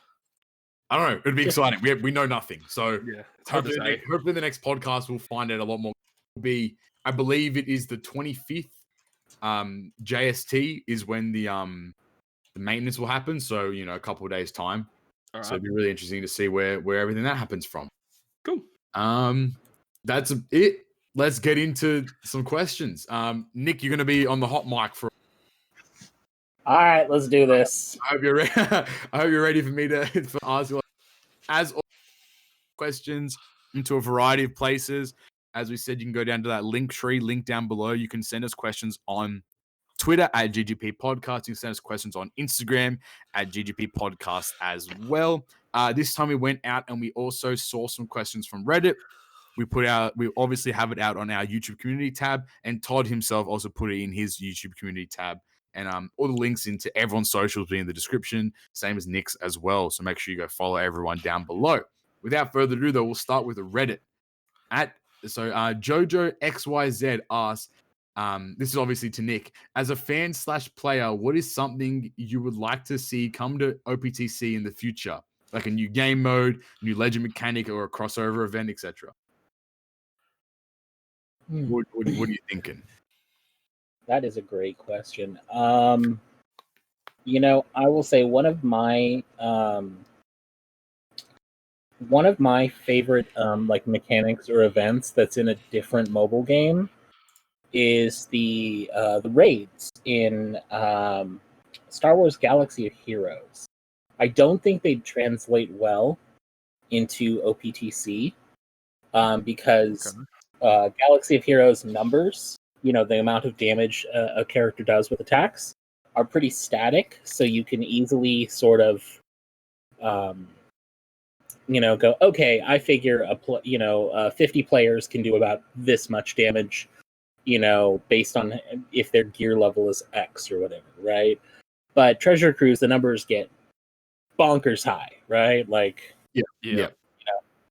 So I don't know if it'd be doable, but some sort of like, I would love to see some more collaborative game modes, I guess is my best way of putting it. Yeah, that'd be awesome.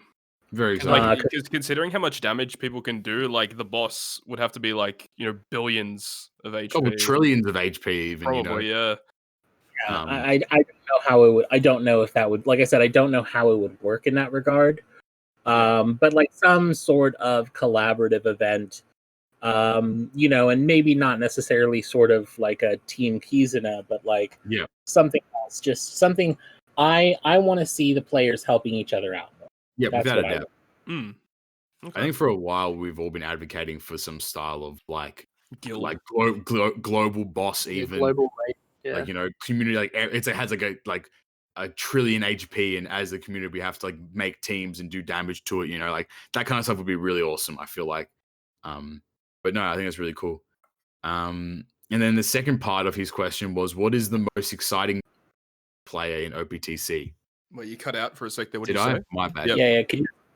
What is the most exciting moment for you as a player in One Piece Treasure Cruise? Ooh, that is a good one. I mean, other than that legendary step 5 on part 1 of French Annie, because that was hype. I would say when I beat Ambush Linlin for the first time. Yeah, that's huge. That's generally that's a big achievement. I remember when Ambush Shanks came out, and I took like so many attempts to try and beat him, and like I'd like what was considered like the best units for it, but like I still struggled so hard on that. And when I finally took it down, I felt like I accomplished something, and it was really bad. This guy couldn't. This guy couldn't clear stage 4 while blinded. Oh yeah, I remember that. God damn. Ambush Linlin, that fifth multi. Those little heart attacks you'd get whenever you dropped a skull. It's like, okay, now I have to win. You have to win, without a doubt. Those things are too rare. Not blinded. Remove SFX. We gotta use proper game terminology. Not gonna lie, I am looking forward to the next time Ambush Cavendish comes back, because a single friend Kaido will do everything. Obliterate it, pretty much. Yeah, that's true. Fortunately, I need some skulls. So if the Cavendish could come back, so I can grind that relentlessly, that would be great. We have one from _Pie Bandit asks. I don't know. It borders on the game info, so you use your judgment. But if it is, I mean, like he kind of asked in the sense, like, are you aware of? You keep cutting out, mate. Do I? What's going on here? Are you related to the issue of color blindness and the playability of the game? Pretty much that's it. Where it kind of goes verbatim in terms of like color blindness setting or whatever. Like, oh yeah, I did see this question. Yeah, so the person was basically asking like, will there be any support for colorblind assist or something like that? Players and stuff. It's basically asking like a game question, I guess, in a sense. But I guess what's your opinion on that? I guess. So I'm gonna have to step out of Bandai employee, and I'm gonna talk from just general decade of industry knowledge. Of course, no worries.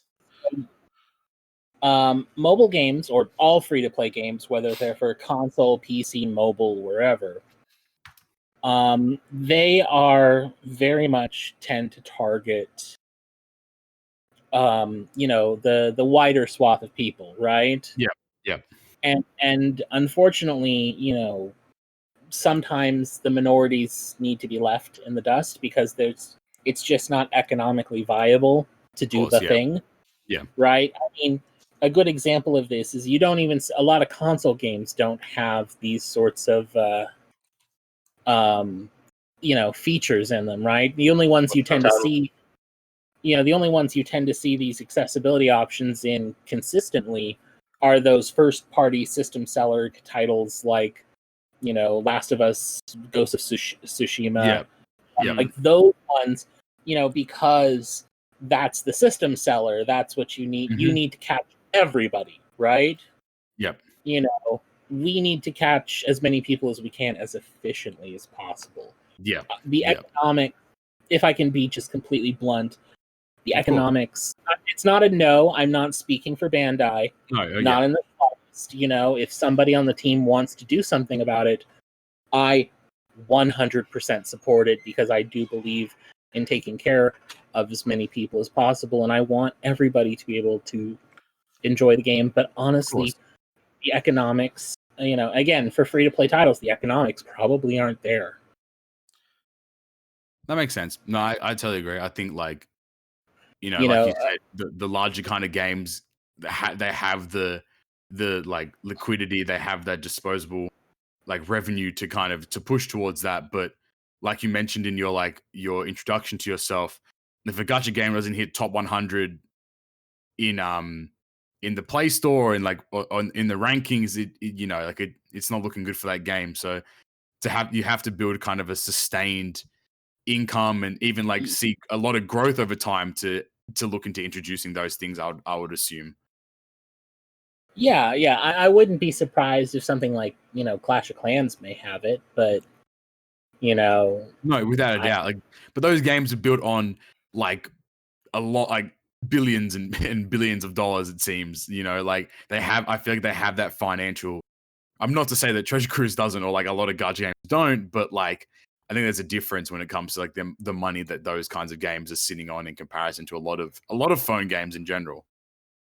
Yeah, and let me make it clear, I don't want to discourage this person from reaching out or making this request, because if it turns out to be something that the team can do, I think that we should do, because I do believe in it, and I think it's something that we like I said, I definitely fully support it as a person, but unfortunately, like I said, just the way these sorts of the way the industry, the way the sort of boom or bust of how this industry works, it's a hard sell. There it is. So like Nick said, don't be disheartened, get in contact with Bandai. The support emails and stuff are all within the game. So you might as well shoot your shot. You never know if it's possible they might go about it. I 100% encourage shooting your shot on this one. Without a doubt. N Cirque, I don't know, I'm probably wrong. He asked, Nick, what's your favorite legend in the game? Sugo Fest exclusive. Sorry, my bad. Wow. Red poster. You're dead naming them. What do you think? Oh, that's a great question. You know what? I'm gonna go ahead and say because I am busy and lazy. Kaido. Kaido, yeah. Thank you. I knew it was coming. Mine too, exactly for the same reason. Makes sense. I do not have Kaido, but that is my favorite. The friend captain's all you need. The friend captain's all you need half the time. So it's smooth sailing there. Kaido every time Coliseums. Yeah. If you show up in my suggested people and you have a Kaido captain, expect a friend request. There you go. Keep your friend list open. That's all I'm saying.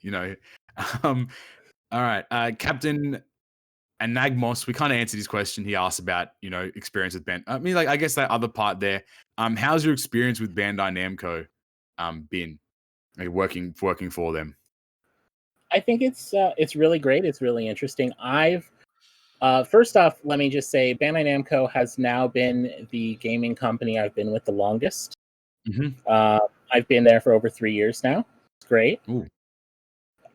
So I've, but I will say that I have, it's a lot of work. It's hard work. Especially managing 2 games. Yeah. Especially games with like storied historical IP.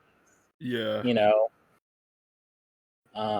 But at the same time, it's really been incredible being able to work, with so many great people, and not just I don't just mean my colleagues. I also mean, getting to work with the folks over at like Funimation and Crunchyroll, and Viz Media, and being able to go to, the conventions when they are a thing that exists. Being able to, I went to. Oh, that's right. I also worked earlier on. I totally forgot about this. How did I forget? One of the things I worked on before I started working on the anime titles, we had a Doctor Who game that died in beta as well. That sounds sick. Doctor Who game. It was not. It was a bad Hearthstone clone, and it deserved what it got. Oh no! Oh my god. I will not shout out to the devs of that. No shout out to the shade. But I will say I did get to take a trip to Cardiff and London. I met with the BBC. Cool. I got to go do it was an incredible adventure. It was so much fun. I've also gotten a chance to go to Tokyo. I actually met Boris when I was in Tokyo. That's right. Yeah, that's hype. And we spent an evening just having dinner and drinks and chilling. Boris Bandai Spy confirmed. Boris Bandai Spy. Okay, this I will remind you. I'm not going to out people, but like there are some spies in this call. No. Happy, how could you? It's not me, I swear. Happy, how could you? I promise. Actually, Knight's been the quiet. Knight's been the quiet. Hold on. How do you think Knight gets Legends of tickets, bro? That's a good point. Hey, Craig's just been over there in the corner not saying a thing. Craig has been. Why is Craig still here? That's my question. Can't believe it, dude. There's somebody here that's a Bandai Spy. Who knows, though? I gotta say, I know I'm transitioning away from their question, but I gotta say, I kind of, and we will get back to their question in a second, but I gotta say, I kind of love the whole Bandai Spy thing because it's such it's a barometer it's kind of a weird barometer for how the community's doing. Yep, without a doubt, I agree. Because like Bandai Spy was absolutely a negative thing when I came in. You're like, who's talking to Bandai? And don't get me wrong, I think there's still a Facebook group, like a closed Facebook group of people who are still like that. And they are not my damn problem. Not the One Piece Facebook. No, not them. We don't talk about the One Piece Treasure Cruise Facebook group. That's we don't talk about those guys. But now it's just a meme. Like, who cares? Like, oh no, they're talking to Nick. We might get bug fixes. No, you're not. You're getting shit. Keep dreaming, bucko. But I mean, that's how it is now. It's like, who cares? Like, oh, who's talking to me? Like, whatever. It's a meme now. The fact is, it is a meme. Yeah, it used to be a sign of toxicity. Now it's a meme, and I love that. I love the fact that we've turned it around, and I think it's really fun. And and then don't get me wrong. When I reach out to people now, I'm totally like, "Hey, I'm looking for spies. You in?" Is that the copy paste message you send to the person? No. Look, if I'm looking, look. Let me be clear. Yeah. I understand. If I'm reaching out to a new potential spy, I'm not going to copy paste. You get a custom written message. So there you go. Happy's already heard all this before. I put the work in. Okay. I put the work in. You got. Amen. So all I'm saying is that Nick has confirmed that one of the members of GGP excluding obviously Nick himself, is the Bandai spy. So we'll let the internet run wild with that one. One of us is the Bandai spy. Which one tells you who it is?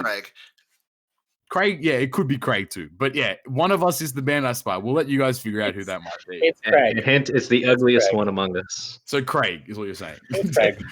It is Craig. I can confirm. All right, there it is confirmed.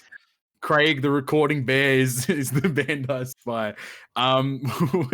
There it is. So we'll continue on. I think we kind of answered this one as well. Woody OPTC asked, how long have you been playing OPTC for?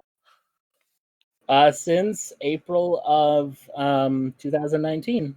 There you go. So I got in right before a little bit before the Luffy Katakuri. Wonderful. Yeah. Mr. Slam Jam. What a time to jump into the game. That is like the perfect time. That's one of those milestone TM Sugo Fest to jump in. Man trademarked his saying. I did, because the milestone is it's a good terminology. I like it. I think it's good. All right, now we're going to Todd's community post. Oh, here we go. Hopefully the broski's been all right. We'll see. Oh boy. At Kelowna here asks, so this is to Nick, obviously. Do you think about the social media event campaigns and the rewards they give out? So do you think about that stuff, or is it somebody else at Bandai? I think, is that all right to ask? I don't know, man. Is that I can't go too much into it, but I can say that when we did the retweet campaign and everyone was like, "Thanks, Yoshi," I'm like, "Am I a joke to you?" Oh, hey. Someone make that meme quick. There you go. No. The social media, I run the social media channels, so there you go. A lot of the social media stuff is, it comes from me. I'm like, I will say this. I build on, it's not, I can't, I build from what came before. Yeah. And I try to push it in a new direction. That direction being generosity, but it's incremental, right? Yeah, without a doubt. I can't just be like, "Yo, I want to give him 50 gems." Why not? If only. Yeah, why? I tried. let me rephrase it. I tried. Bandai Spy, where you at? Where you at? I tried back in April of 2019. It did not go well. Okay. Wait, hold up. All right, what's up, Knight? Wait, were you the one who made that steamy Khalifa tweet? Oh,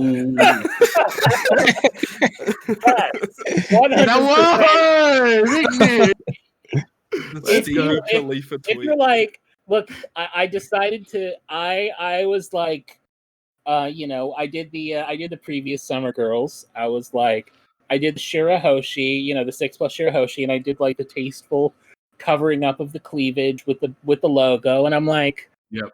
And it still did pretty well, but not as well, and I was like, you know what if we did the opposite? What if we sent it? Full send. What if instead of covering up the goods, I zoomed in on it a little? And it turns out a lot of OPTC players are thirsty. So I'm sure you gained a lot of followers that day. It's funny, actually. I think we sort of picked up as a collective. I don't think we were necessarily as deep into the pod yet, but we sort of picked up as a collective that the social media stuff had really picked up. It did. It was a lot funnier. It was I enjoyed it. It seemed a lot more human. You know what I mean? It seemed as if it wasn't just being some sort of generated tweet. Someone putting a little bit of time and effort into those tweets. I try. Some of them are better than others. I'm actually pretty happy about the one that's coming up for Sogeking. Ooh, there you go. Ooh. I'm happy with the copy I wrote for that one. I actually had to go rewatch an episode to be able to write that one. Oh shit! All right. Sick. I wonder getting official out here. I wonder if we'll get to find out who Sogeking is finally. That's no comment. Yeah, we're not treating it as spoilers anymore. Remember? Yeah, dude, that was from Ireland far away. Okay. Now I'm gonna put another spoiler tag in. McCann Man asks, do the Bandai managers have accounts with infinite gems? No. All right. Next question. No. There are dev accounts. They are on the QA server. They're not on the server you guys play on. They're on the server the QA people test the game on. You know what I mean? Am I allowed to ask if do you play on the QA server? Or do you get the opportunity to like test things out, or is that a too far question? That is so I don't have normal access to the dev accounts because I don't need one. Of course, yeah. Because you already have infinite gems anyway, so it's fine. Yeah. No, I don't. I buy gems like the rest of you guys. Yeah, just as a PSA, Nick does buy gems like all of us, you know. So like, get off his back. He buys the gems. I don't have access to infinite gems or anything like that. Yeah. Only person I can think of on our team who has the dev account is the App Store guy, so he can do screenshots for the App Store. That's it. Man, imagine he's got to do like 100 multis. He's like, man, I still haven't pulled it with all these The ones at the VIP lounge were also dev accounts. Yeah, they just pulled those gems real quick. Yeah. I mean, no, I don't cheat. I don't do anything. I don't have any magical dev powers. I am just with my account. I am just a regular player like the rest of y'all. The only difference is I know what's coming down the pipe. Oh, so he's got the same as the Bandai spy. They've both got the source right there. From Life Taken, they ask, "What's your favorite character in One Piece, and who's your waifu?" This is gonna be an interesting question. Oh, okay. Favorite character in One Piece? That is a good one. That's a good one, but at the same time, there's like 2,000 characters you could. Yeah, we all know it's easy for you, Joe, but yeah, Jabari. Okay, I would say I love Rayleigh. I think he's great. That's a good pick. I love Rayleigh. Rayleigh's that guy. Rayleigh, I love Rayleigh because he's casual. He's been there. He's got the wisdom, but he's not really kind of pushing on anybody. You know, he's kind of living that. He's just kind of living his freedom. He's doing his own thing. Yeah. Bro, when he stopped that Kizaru kick. Oof. Oh yeah, no, he was just like, nah, we cool. And then it's like, no. And the fact that Kizaru was like, oh shit, it's you. Like that was the moment. Yeah, and that was the no. I think Rayleigh's great. I really hope we get to see him again in the story. Favorite Straw Hat is Sanji. That's good. Cool. Yeah. I think he's fun. I love it. I love that he's got a code. I love that he does, things, and he's such great comedy. Yeah. Waifu? We need this. This is important. All right. I know. We're getting into the. Oh God. Okay, can we edit that out? Can we edit this part out? I want to stay PG-13. I'll cut it. Yeah, we got you. Just bleep it. Thank you. I'll just cut it.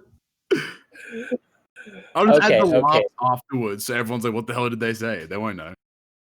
I will say, I will say I love Boa Hancock. I think she's great. I think she's a lot of fun. But I also kind of dig I would say, of all the main characters, I'd say Boa Hancock. If we're digging into the more minor characters, I'd say Perona.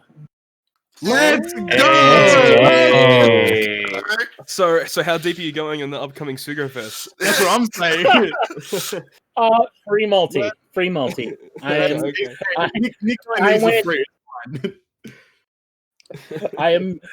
I spent my budget on the Annie, so I'm gonna need a few months to recover. Understandable. And I'm gonna need you all to go deep so I can recover.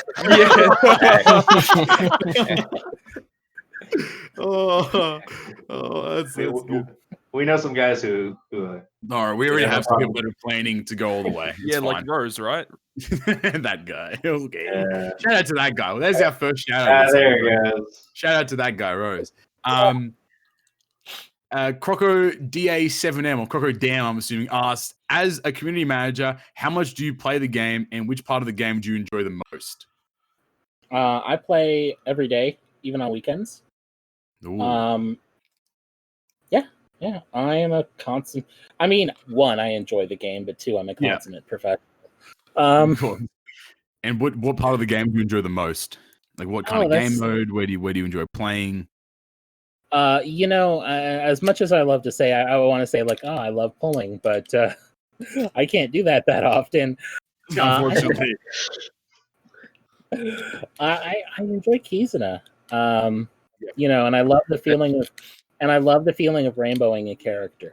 Oh, without a doubt, without a doubt. Mm-hmm. Yeah, I love that there's. Yeah. I love the new window, like treasure map. When I was a younger player, and it felt like free. It felt like just a bunch of freebies. I love treasure map, but I think that as I've kind of matured and my account has matured so that I can take on more challenges. Mm-hmm. I think Kizuna is really fun. I think Kizuna is where I find the most fun lately. Awesome. Awesome. From the Lucasade asks, I'm curious on Nick's thoughts with the current state of global.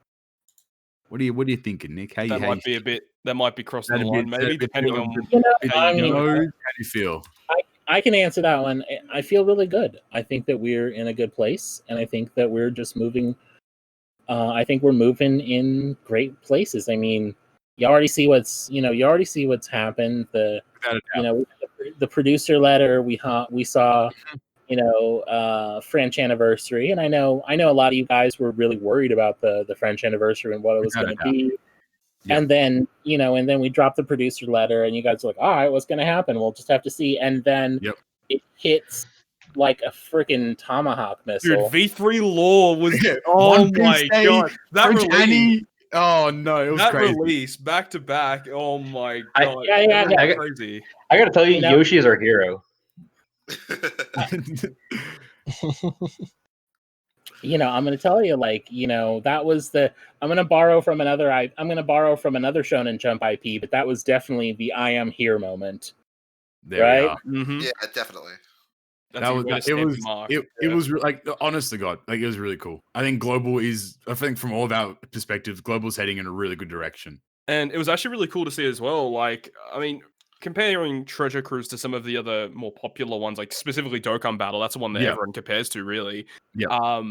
Seeing Global was able to reach in the top 20, some even in the top 10 of top grossing apps during the French Anniversary Sugo Fest was crazy to see. It's like incredible for global standards, without it. Yeah. And the thing is, like, I reckon for the most part, like, I've played a little bit of Dokkan, nowhere near as much as like Toads here or anything, but like I just feel like with all Treasure Cruise's gimmicks, I still find Treasure Cruise easier to pick up than Dokkan. I think it's some like ways. It's like rose tinted glasses because you've played the game for so long. Yeah, that could be it as well. But yeah, and like I was a massive Dragon Ball Z fan before I was One Piece. And I tried to get into Dokkan a lot. The mechanics I just didn't quite understand. And as well as the fact that I think the gameplay on Treasure Cruise is just so much nicer. Yeah, I agree with a that. lot of other gachas. I think Treasure Cruise has some of the best gameplay. I think. Yeah. Super intriguing. And it keeps you engaged. I like how Nick's called it like it's a puzzle game. I've never really found the right word to call like what Treasure Cruise is, and I think it being a puzzle game makes a lot of sense. Yeah, I always thought of it more like rock paper scissors type of thing. Yeah, there is skill involved though, without a doubt. I mean, like, hey man, we all saw this Kizuna. You gotta hit them blinds through them perfects. Where was Makino at when we needed her? Where was she? Yeah, and Makino took a long time to come out. I'm sorry, did you not have Django Kuro? Like what? Yeah, I was gonna say. That wasn't enough damage though. I think we hit the high damage. We were boosted. No, we were optimizing our team. Joe, but you don't understand, man. You didn't do enough runs. You had like a day with Makino. You're welcome. You did. And you know what? It was one of the most welcome sights. Seeing that mail pop inventory, I was very, very excited to see Makino appear for us. But no, it's Global's going awesome right now.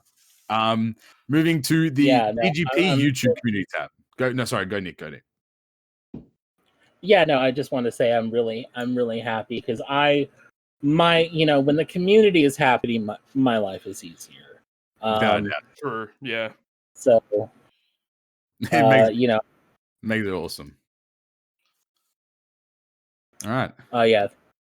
All right. So what's the next question? Let's get it. So this is on the GGP community tab, going from James Lopez. He asks, what does Nick think about the changes Yoshi has done since being in, and how does it affect him? And also, what's your favorite art for a character in the game? Rare Recruit, also your Fest exclusive. Well, Khalifa, right? Or Carrot. Okay. Well, are we trying to keep it PG-13? Yeah, we kind of we kind of went into the Yoshi part. Yeah. Okay, so I mean, look, I'm really happy. I knew Yoshi before he joined the team. Okay. I got a chance to meet him at a couple of different functions. Yeah. I actually went to Japan in September of last year.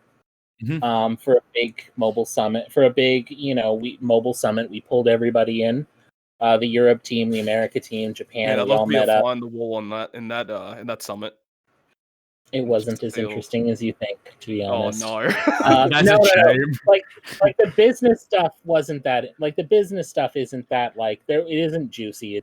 But the really interesting stuff was the social aspects, getting to meet the people, talk to them. Also, I got to go to Odaiba and see the life-size Gundam. That's and really cool, bruh. And I got to go to Akihabara and be a dumb weeb, and I brought an empty suitcase because I knew what I was going to be doing. Yes, sir. Stocking up. Yeah, I definitely did some stocking up. F in the chat for my wallet. Yeah, for the wallet, exactly. I got, what did I get? I got a Yuki from SAO. I got Darkness, and then I bought a shitload of Gunpla. The man is cultured individual. Those are fun to build. Oh yeah, no, I've got a sizable backlog at this point. Yeah, the only Gunpla I've bought have been the Digimon ones, which have been really good fun to build, actually. Oh man, yeah, you should definitely try to if you can get a couple of the high grades, they're good for an afternoon. They super zen you out. Yeah, they're actually super fun. Yeah, I wasn't really too excited about building. I'm like, oh, I gotta build this thing. Like, come on, man. I just want to unbox and put it in my cabinet. But then after I was building, I'm like, actually, this is kind of fun. Yeah. It is. I don't know. It's especially like I said, I like the high grades because you get to. It's just a couple of hours. It's a couple of hours to put it together. It's just you're done. You do it for a couple of hours. You kind of chill out. You focus on something. You get to ignore the world around you for a while, and then a couple hours later, you have a finished product that you can put on your shelf. Yeah, it looks good too. Whereas it does. Well, and it depends on the newer Gunplas, especially the older ones, not so much. But so if you want to buy them, look at what year they was initially released. Okay, there you go. And then that second part of the question: what's your favorite artwork in the game? Okay. How you feeling? I'm about to say Summer. Oh no, which one? It's actually a tough question. There's the art team for Treasure Cruise does such a good job. Every illustrator in this game is incredible. It's so without good. a doubt. I unfortunately don't have any connections with the art team. I just sort of get thrown the art when it's done. You're like, sure, I got it. And I'm just like, this is what you made? All right, I can run with this. Yeah, exactly. But no, I would say my favorite is I loved that Summer Girls collection. That was so much fun. I had the most recent one, with the Carrot, the Khalifa, and all that. The Carrot Khalifa, especially the Smoothie. Oh, and the VB as well. I could have skipped the sugar, but Yeah, my man. Thank God. No, not my thing. Sorry. Thank God. Thank you. All right, let's move on to our final. Oh You cut out again, Fab. I am dying. What's going on with me? So our final section will go on to Twitter. So this comes from @TheLordShiro asks if you could give one character a legend that doesn't currently have one in the game and isn't from Wano, who would you choose? Except Kuma because everyone wants Kuma. I mean, I don't want Kuma anymore. Oh, come on. Sure. that guy. Sure as shit, not Kuma anymore. No, but like, yeah, what do you think? What character would you give a legend that doesn't currently have one in the game? Doesn't have to be a powerful character at all. Yeah, no, not at all. Shocky. Yo, that's we don't even have a Sharky unit. We don't. I'm down. That's a good call. I like Dual that. unit Sharky Ray. No, Sharky I Rayleigh, know. That'd be amazing. Yeah, make up for V3 Ray. Yeah, 6 plus V3 Ray turns into Sharky Ray dual unit. It might be time. That's really cool. Sharky, I'm down. That's a character you don't really hear I of. want to see Legend Crocus. Yeah. Let's Crocus go. would be cool. I reckon too. all the Riviere like King should all get like a batch at some point. Oh yeah, like That'd be really cool. the President Hamburg dude. Yeah, I'm down, bro. Why And not? Bro. The guy's name is something Taco. I'm so, bro. Dude, Oda out of pocket with this. Dude, one. are you trying to pull a legend taco? Man, That I'll be sounds eating great. taco in Poland, man. I'm down, bro. From @LinksXX asks, what's your personal favorite / luckiest pull that you got in the game? So we kind of also went over this. That 5th multi was kind of insane. That it was insane. Yeah. I think it was like, I just to kind of reiterate, it was like Luffy Law, V2 Big Mom. Oh, and it also what was it? V2 Big Mom, Soba Mask, Komurasaki, Onami, and I just remembered Vivi Rebecca. Gee, that's That's literally a starting account. Like that right there. Like if somebody has that in a starting account, you go for the most part of the game. Stacked. Yeah, no. My account just went from like this to like rocket. It's Yeah, 0 to hero. Exactly. the hardest part is just learning the mechanics for all the new characters I picked up. Yeah, No, with that. the hardest part is looking at your tablet count after you tried to rainbow them. I was like, oh, I've got 2 months left. Yeah, nothing left. What tablets? Yeah, exactly. You got none left, bro. And Huggy DBB asks, "What's a new version of character you'd like to see as an upcoming legend? Keep up the good work at OPTC Global." A new Thank you. version. Oh, thank you.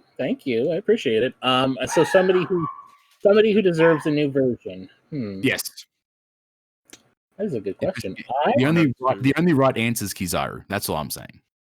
Well, I do, Kizaru needs a new legend. NL and Crocodile. No, I don't know, man.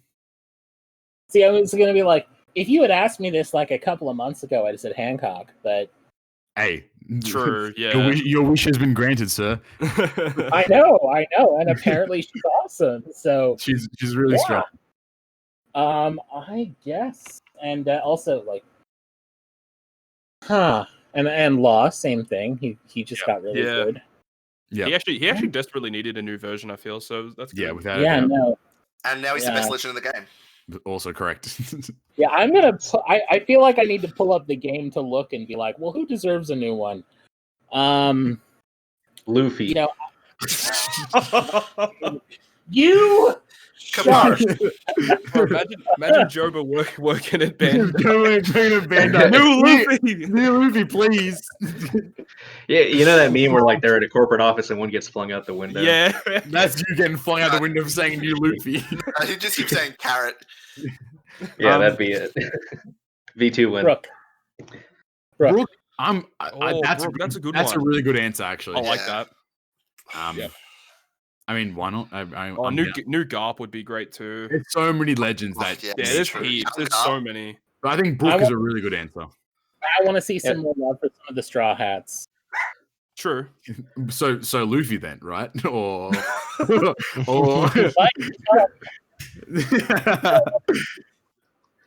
A new Frankie too. yes, actually, new Frankie would be sick. Nice, yeah. I know a guy who'd love that. Don't make me do the sound.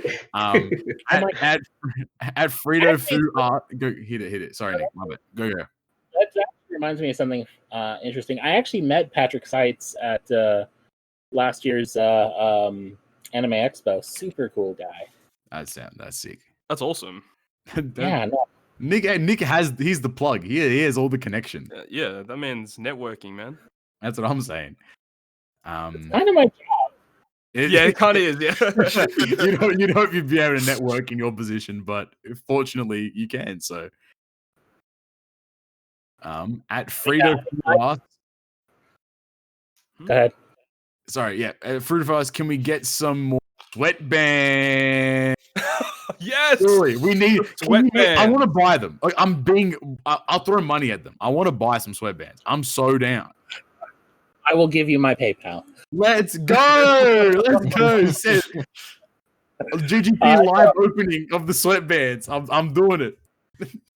So the sweatbands are actually not a for sale item. They're a promotional item that Viz gave us.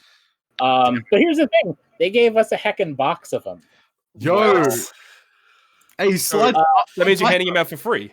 Yeah, so the GGP crew gets them, right?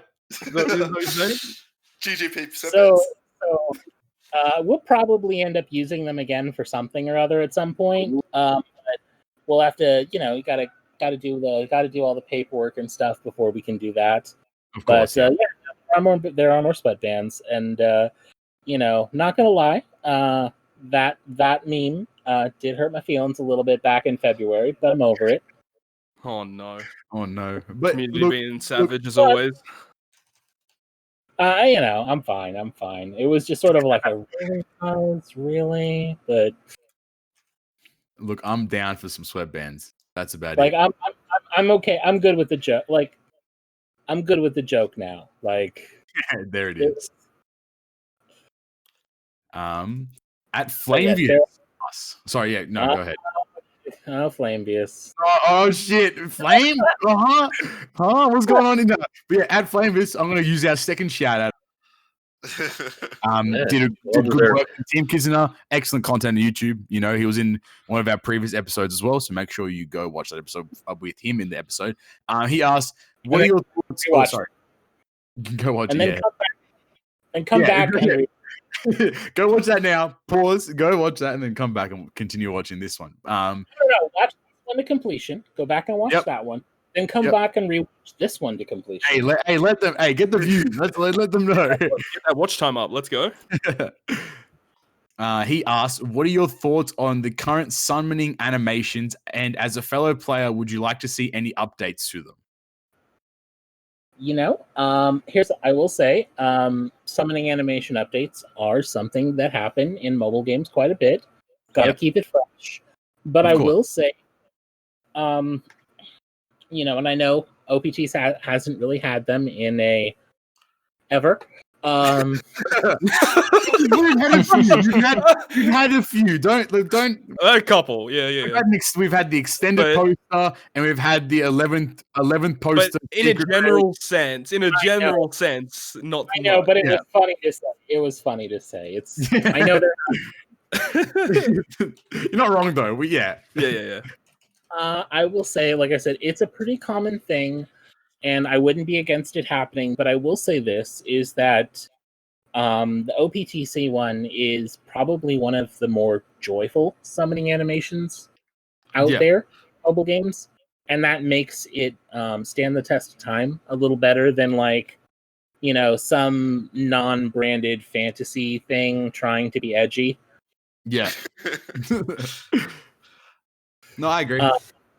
And I think that it's, the little Luffy going wahoo and the, crashing through. It's fun. It is. I'm not saying, we should keep it or not. I'm just saying that, it would have had to have been changed. If it wasn't so good, it would have had to have been changed a lot earlier.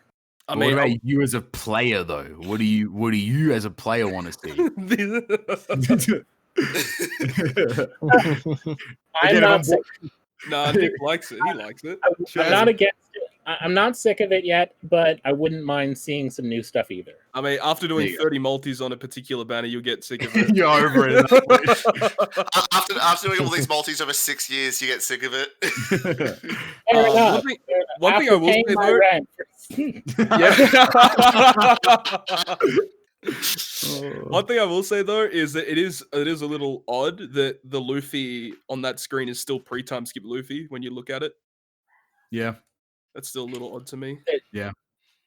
But yeah, I do agree that in terms of summoning animations, it probably is one of the better looking ones. Mhm. I will agree. And I like it that they did the recent update on Japan, where after you complete a multi, it shows the characters that you got. I feel like that was long overdue, so happy that that's there. Easier for sharing on social media, so. Correct. It's easy to flex. Yeah, or to cry. Or to cry, yeah. I wish that was around when I did my 5th multi. That would have been a really good screen. That'd be like, you want to flex? Yeah, and then you post it to Twitter, and everyone says, "Oh yeah, but you work for Bandai. You got great rates." Yeah, as if that was a. If only, right? It's the way it works. There you are, Flame. You got your answer there. If I could actually affect the rates, I'd already have Kaido. True. That's proof. There you go. Definitive evidence. You've been debunked. Got him. Open and shut case, Watson. At Ahmed Naib 6 asks, what are your top 3 anime? Oh, that is tough. Or maybe if it's hard, maybe some anime you've enjoyed in the past, or you're currently watching, you're enjoying now. That kind of topic. Okay. Do we just want to go with this season? I mean, up to you. I mean, the stage is yours. Go for it. This season, I am watching obviously One Piece. Yes. Black Clover, Rent a Girlfriend. Oh no. Peter Grill, Monster Girl Doctor, God of High School. There's a few more. Oh, ReZero. I'm just gonna and Sword Art Online. There you go. It's consuming a lot. And then go for it. And I would say some of the historically, like some of my favorites, like old school, I loved Evangelion, Trigun, and Cowboy Bebop. There you go. Probably. More recently, I'd say some of my favorites were some of my favorites of the more recents were That Time I Got Reincarnated as a Slime, Dr. Stone, and My Hero Academia. There you go.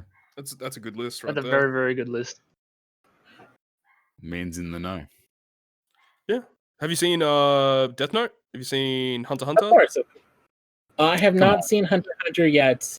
I actually took a break from anime in the 2000s. You know, I was never much of a pirate, so I had to do that Suncoast thing where you bought an you did the 3-episode, you did the 3-episode test, but it cost you $30 for every try. Yep. And you hit enough no's after a while, you're like, I'm just done. I'm leaving. I'm not doing this. I'm gonna go watch some normal movies for a while. So I actually missed the big 3 when they first came out. I wasn't watching anime much at that point because I kept having bad runs.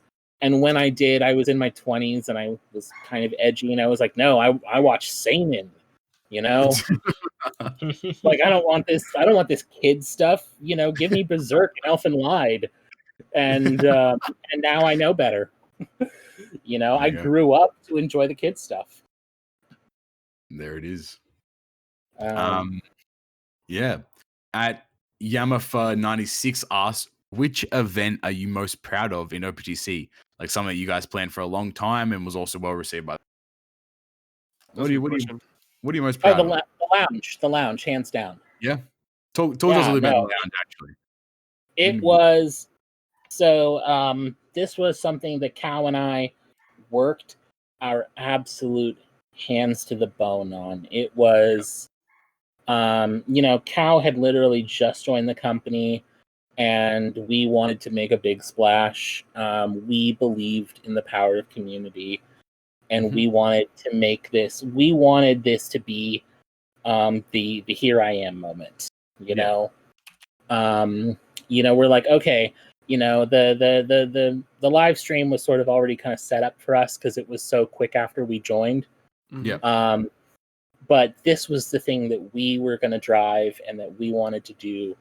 And we wanted to have that FaceTime with the community and get to know people and build those relationships. And it was, I will tell you, behind the scenes, so much stuff went wrong. But we handled it. You know, I will say, I will tell one funny thing. I almost got poisoned. Oh my god! Oh my god! What? So we were told, we ordered for the food for the event. We ordered a bunch of Japanese food, and we go in the day before to do a taste test, and because we weren't able to go down like a week before and do a taste test because we just couldn't spare somebody to fly to LA, you know, just to try, just for a meal. Yeah. So we did it the day before, and they provided it, and it's goddamn Chinese food, and we're like, okay, and it's fine because they're like, this is like, we're like chicken karaage, and I'm like, okay, cool, and I tried, I'm like, this tastes weird. Oh no. And I have a bite, and I'm like, this has, what is this sauce on it? I am deathly allergic to oranges. Oh no. Oh wow. This mother. Oh no. You're gonna have to cut that. I'm sorry. You're gonna have to cut that. No, we got it. This cook made orange chicken when we asked for chicken karaage. Oh no. And I was like, I walked up to the chef and I'm like, what is that sauce? And he's like, oh, it's an orange glaze. And I'm like, excuse me for a second. And I ran straight to the bathroom and put fingers down my throat before it could affect me. I almost, if I hadn't have done that, I would have been laid out and unable to MC the lounge. Stuff the lounge. You would have forbid anything else happened. You're like, especially the day before the event. Yeah, oh my god. Yeah. Like, this is the level of things going sideways. But we hunkered down. We made it happen. It was so much fun. It was exhausting. Dude, I would have loved to go to that. Same. Oh, I'm so upset I wasn't able to go. We had 9 sessions. Rose showed up for all 9 of them. Shout out to that guy. We already gave him one. I mean, we already gave him a shout out. Exactly. He doesn't need to. He came to all 9 of them to hang out with us. He was our correspondent. If I was there, I would have been there all 9 sessions too. I bet. You know, and we had a bunch of other cool folks ran through. Zini came through, hung out. Freaking Roger's base dude was there. brought out Roger and Reagan were there. Jeff and Yazzie came by. Mother's Basement and Tenride. Yo. All right. Jeff Yazzie and I go way back. Super Eye Patch Wolf came by. Cool dude. It was great to meet him. Miles, the head of community at Crunchyroll, swung by as well. Oh yeah, that's like cool. We had a ton of great people came by. Also, just a bunch of One Piece cosplayers coming in. Yeah. Oh, it was such a fun time. It was. Every person who I've talked to about the VIP event said it was like fantastic and they loved it. Not a single like bad comment. Like not even the slightest at all. Everyone said it was really enjoyable. No, it was the most fun. Like I was so wiped. And when I had my off time, I got a chance to go do. Actually, that's not true. I didn't have off time until the last day of the con, but. I got a chance to go meet up with some VO folks that I knew, which was fun. Who is this? He's the Brandon. He was the voice actor for the lead for Grand Crest War, which was the game I used to work on before. And he's also Yu-Gi-Oh in Sword Art Online. Oh wow! Okay. Yeah, super cool. Super nice. Everyone, like, truthfully, outside of a couple of bad actors, a lot of people in this creative industry are all super nice.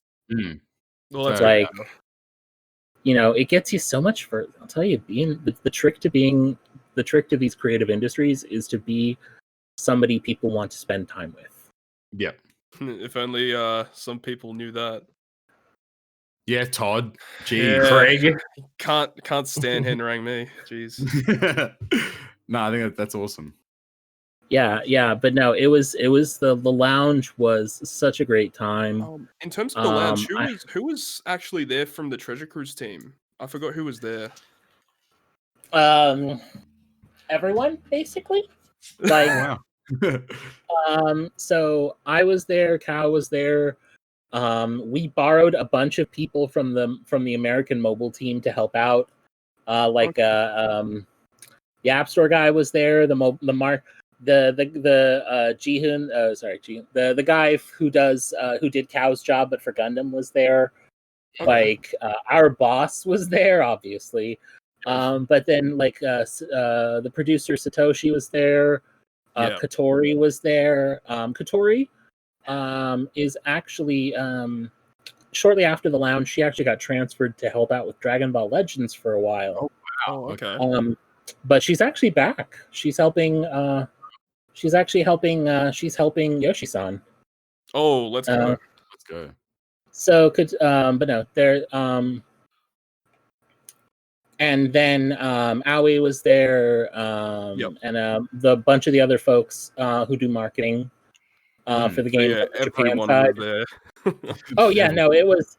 I mean, this was very much an all-in situation. Yeah. Even like and that's another thing. Like Japanese Bandai bigwigs came by, Toei came by to the lounge. Oh, like that would have been That's stressful. scary. it was terrifying at first because like my boss was like, "Hey, just FYI, the next session Toei is going to swing by, so be on your best behavior." And I'm like, Excuse me. "What?" Oh god. But no, everybody was happy. The execs were happy. The Toei was happy. Everyone had a great time. It was just, it went like, don't get me wrong, like things leading up to it went sideways. Yeah, unfortunately. It's weird for me to say like, yeah, that thing I almost died at. Yeah, no, this was the best of it, but. Jesus Christ! I really hope that you guys plan another one in the future because I really it hope looks so so much too. fun. If only this pandemic could stop. Yeah, it's a pain. Maybe Wear a damn mask, people. Wash your hands. Hey, amen. Hey, you heard it here first. Wear a mask. Wash your hands. We have another live event for Treasure Cruise. Quick. Yeah, maybe down under. Yeah, bring it to Australia. Maybe a couple of people in this call might rock up. Is that why we're doing this call at like 11? Oh, you figured it out. Quick. I made. It was all a ruse. Is this what I'm supposed to be doing with my Friday night? We got him now, boys. Hey man, this is what kept me going to work today. Yeah, I've just been so excited to record this Yeah, episode. Joba was so excited to get this podcast episode down. Without a doubt. Shit. It's just crazy. Like we said at the beginning, we've been playing this game. It's been a big part of our lives for like 4 or 5 years, 6 years almost. And to be able to talk to someone who's like involved with it is, I never would have thought. It's crazy. Yeah, when we first started this podcast, like I'm positive none of us ever thought we'd be 25 episodes deep. Yep. And going for a year strong and still enjoying what we're doing. Yep. But let alone, speaking to somebody who it even just in like a casual sense like we have, like it's really cool just to have this opportunity. I want to bring up something, Nick. I sent you a DM around August, September time last year about being on the podcast. You never opened it or replied to it, and I still feel kind of hurt about that. Wait, on Twitter or what? On Twitter, to your personal Twitter account. Okay, that's your first mistake. Yeah, I kind of assumed it after a while, but I don't know. I just thought it'd be funny. Hold on a second. He clearly didn't take the hint. Yeah. I am actually going through my Twitter right now. We have a bunch of DMs. Oh my god, yes. Oh wait, it's probably in message request. Damn, that's crazy. You're on the back burner. just get left on red, bro. I didn't get left. I got left on request, bro. That's what I got left on, bro. Look, I can't respond to all these people. Most of them are most of them are customer support messages, and I'm like, dude, CS is the CS buttons in the game. Do the thing. Without a doubt. But there's one thing we need to talk about, and it's the best moment of this podcast's history. Was when we got the official shout out from Nick on the live stream. Yeah, you don't like that was totally not planned, actually. When you said I hit good, great, perfect, and then you said shout out to those guys. That's my mind. Dude, we were all like messaging each other the second you said that. We're like, you guys heard that, right? That wasn't just me. Like, I remember I was in a voice call with Boris, and we were watching the live stream, and you said that, and Boris. Wait a second. And I was like, no. And I just started screaming at the top of my lungs. Someone clipped it and I played it like 30. I was sent it to like all my friends. I was like, we made it, boys. We've done it. And that's where the shout out to those guys meme in our podcast game. Yep. Yeah. Well, yeah, I'm a trendsetter. Hey, No, it was funny. It was like I didn't even do it intentionally. I just realized I said the name of the podcast. I'm like, well, this is as good a time as any. Might as well. For a pound. That's it. No, that was good. And I think I'll go with one last question. Oh, okay. Because we have 3 more. I mean, do we? Yeah, we have 2. Let's do it. We can send them. All right. Solaris. Yeah. At Solaris_333. I'm going to give our last shout out to Solaris. Actually, Solaris might be the Bandai spy. Yeah, Solaris might actually be the Bandai spy. He's got all legends now, so he is definitely who's the real spy here? But he asked, how many anime figurines do you have within line of sight right now? So everyone look around, or like right now, look how many anime figurines do you have around in line of sight? I feel like a real normie right now. Okay, yep, I'm done. All right, Nick, how many do you have? 3. I left pretty much everything at my desk when COVID hit. Yep. So I only have 3. I only have 3 with me right now. I think I'm the winner. Oh God. Todd has all of his. I think I will say I was at the office earlier today to pick something up, and I just decided to randomly count, almost like I knew this question was coming. Oh. Yeah, I read Twitter too. Except for Poppy's DMs. Except That's the got him. My heart. But yeah, how many? At the office, not counting Gunpla, about 30. Counting Gunpla, closer to 50. Oh damn. Oh, that's heaps. My desk is a pile of toys. But at home, it's just I have Pirate Asuna from Sword Art Online Memory Defrag. I have Mobile Doll May from Gundam Build Divers Re-Rise, and I have World Journey Hancock. Oh, nice. Speaking of World Journey, did we mention that? Oh yeah, we probably should have. They're coming. They look nice. They're coming. Cool. World Journey, Vivi and Rebecca. Looking forward to them. They look pretty good. Mm-hmm. How about the rest of the crew? I got 27. Hey, oh my God. All right. So Todd said he wins. I actually win 0. Oh. I've got none in front of me at the moment. But you do have a lot there. All mine are out in the kitchen. If I counted all them, I think it's like quick math. It'd be at least 40, I think. It's 59 or 60. Jesus Christ. You see, I'm just not ready yet for my family to know that I'm a weeb. So that's all right. We already know. Yeah. No Okay. To be fair, I'm a professional nerd, so I get away with it. He gets paid to be a nerd. Paid to be one, exactly, yeah. Okay, if we're talking... Okay, go ahead. Do I get to count the Funkos I've got sitting here, or nah? Are they not counted? I didn't count them either. Yeah. So I don't know. Okay, guys. Are we counting... That's what I'm saying. Are we counting Funkos, or is it just like Bon Prestos and up? We can count Funkos. Why not? We'll throw them in. Okay. Nick's like, I got 135. I want about 100 then. Jesus. Jeez. Yeah, no, I gave up on Funkos. Bon Prestos are just too good a value for the money. Oh, That's yeah. True. Funko started out as like getting them as gifts from like family and stuff, and then the One Piece ones came out, and I had to get them. Yep.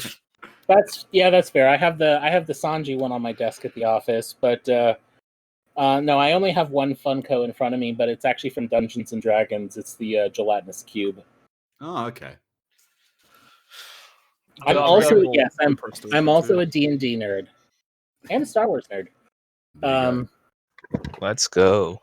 that's right up Knight's alley. Yeah. What's next, Pappy? Let's get it.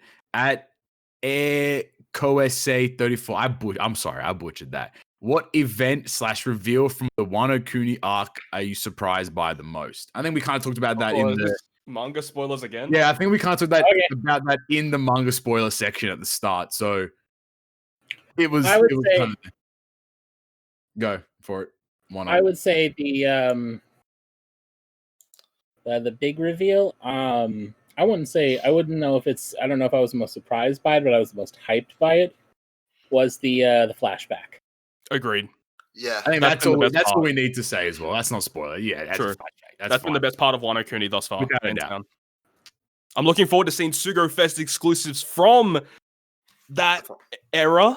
Legend Odin win? Question mark. Bro, Legend Odin. Oh my god, bro. No, and then the final question before you wrap it up here.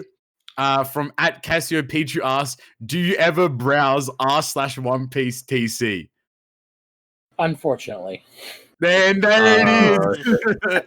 He sees it all. He sees it all indeed. I think that kind of wraps it up for this episode of One Piece Treasure Cruise. I said One Piece Treasure Cruise, like I'm playing. Man. Oh, man. What?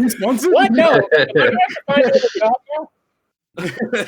No, but this wraps up another episode of Good, Great, Perfect. Once again, I want to give a shout out to Nick. Thank you so much for joining us today. We really do appreciate it. Yeah, it was fun. So all of Nick's socials will be down in the description down below. So make sure you go over there on all social medias and don't send him CS questions. Yeah, just remember that that's Nick's personal account and it's not the One Piece Treasure Cruise. He does the same thing as you guys on that account. Exactly. He tweets out his pulls and he does whatever he wants. Pretty much, it's a personal account. I tweet about my pulls. I shit post. I remind people to wear a goddamn mask. Please. Yeah, please do. So yeah, please. As an American, please. Amen. We appreciate Nick being on the episode today. Once again, I want to shout out to cast members. Thank you all for joining me on so far 1 year journey of our Good, Great, Perfect podcast. It's been a blast. 25 episodes of great content. Hopefully, we're going to keep going for a lot more. You can also find us on Twitter at GGP Podcast, on Instagram at GGP Podcast. You can find our podcast itself, the audio version, over on anchor.fm/Good Great Perfect. Simultaneously, you can find that on a plethora of other listening platforms such as Spotify, Apple Podcasts, and Google Podcasts as well.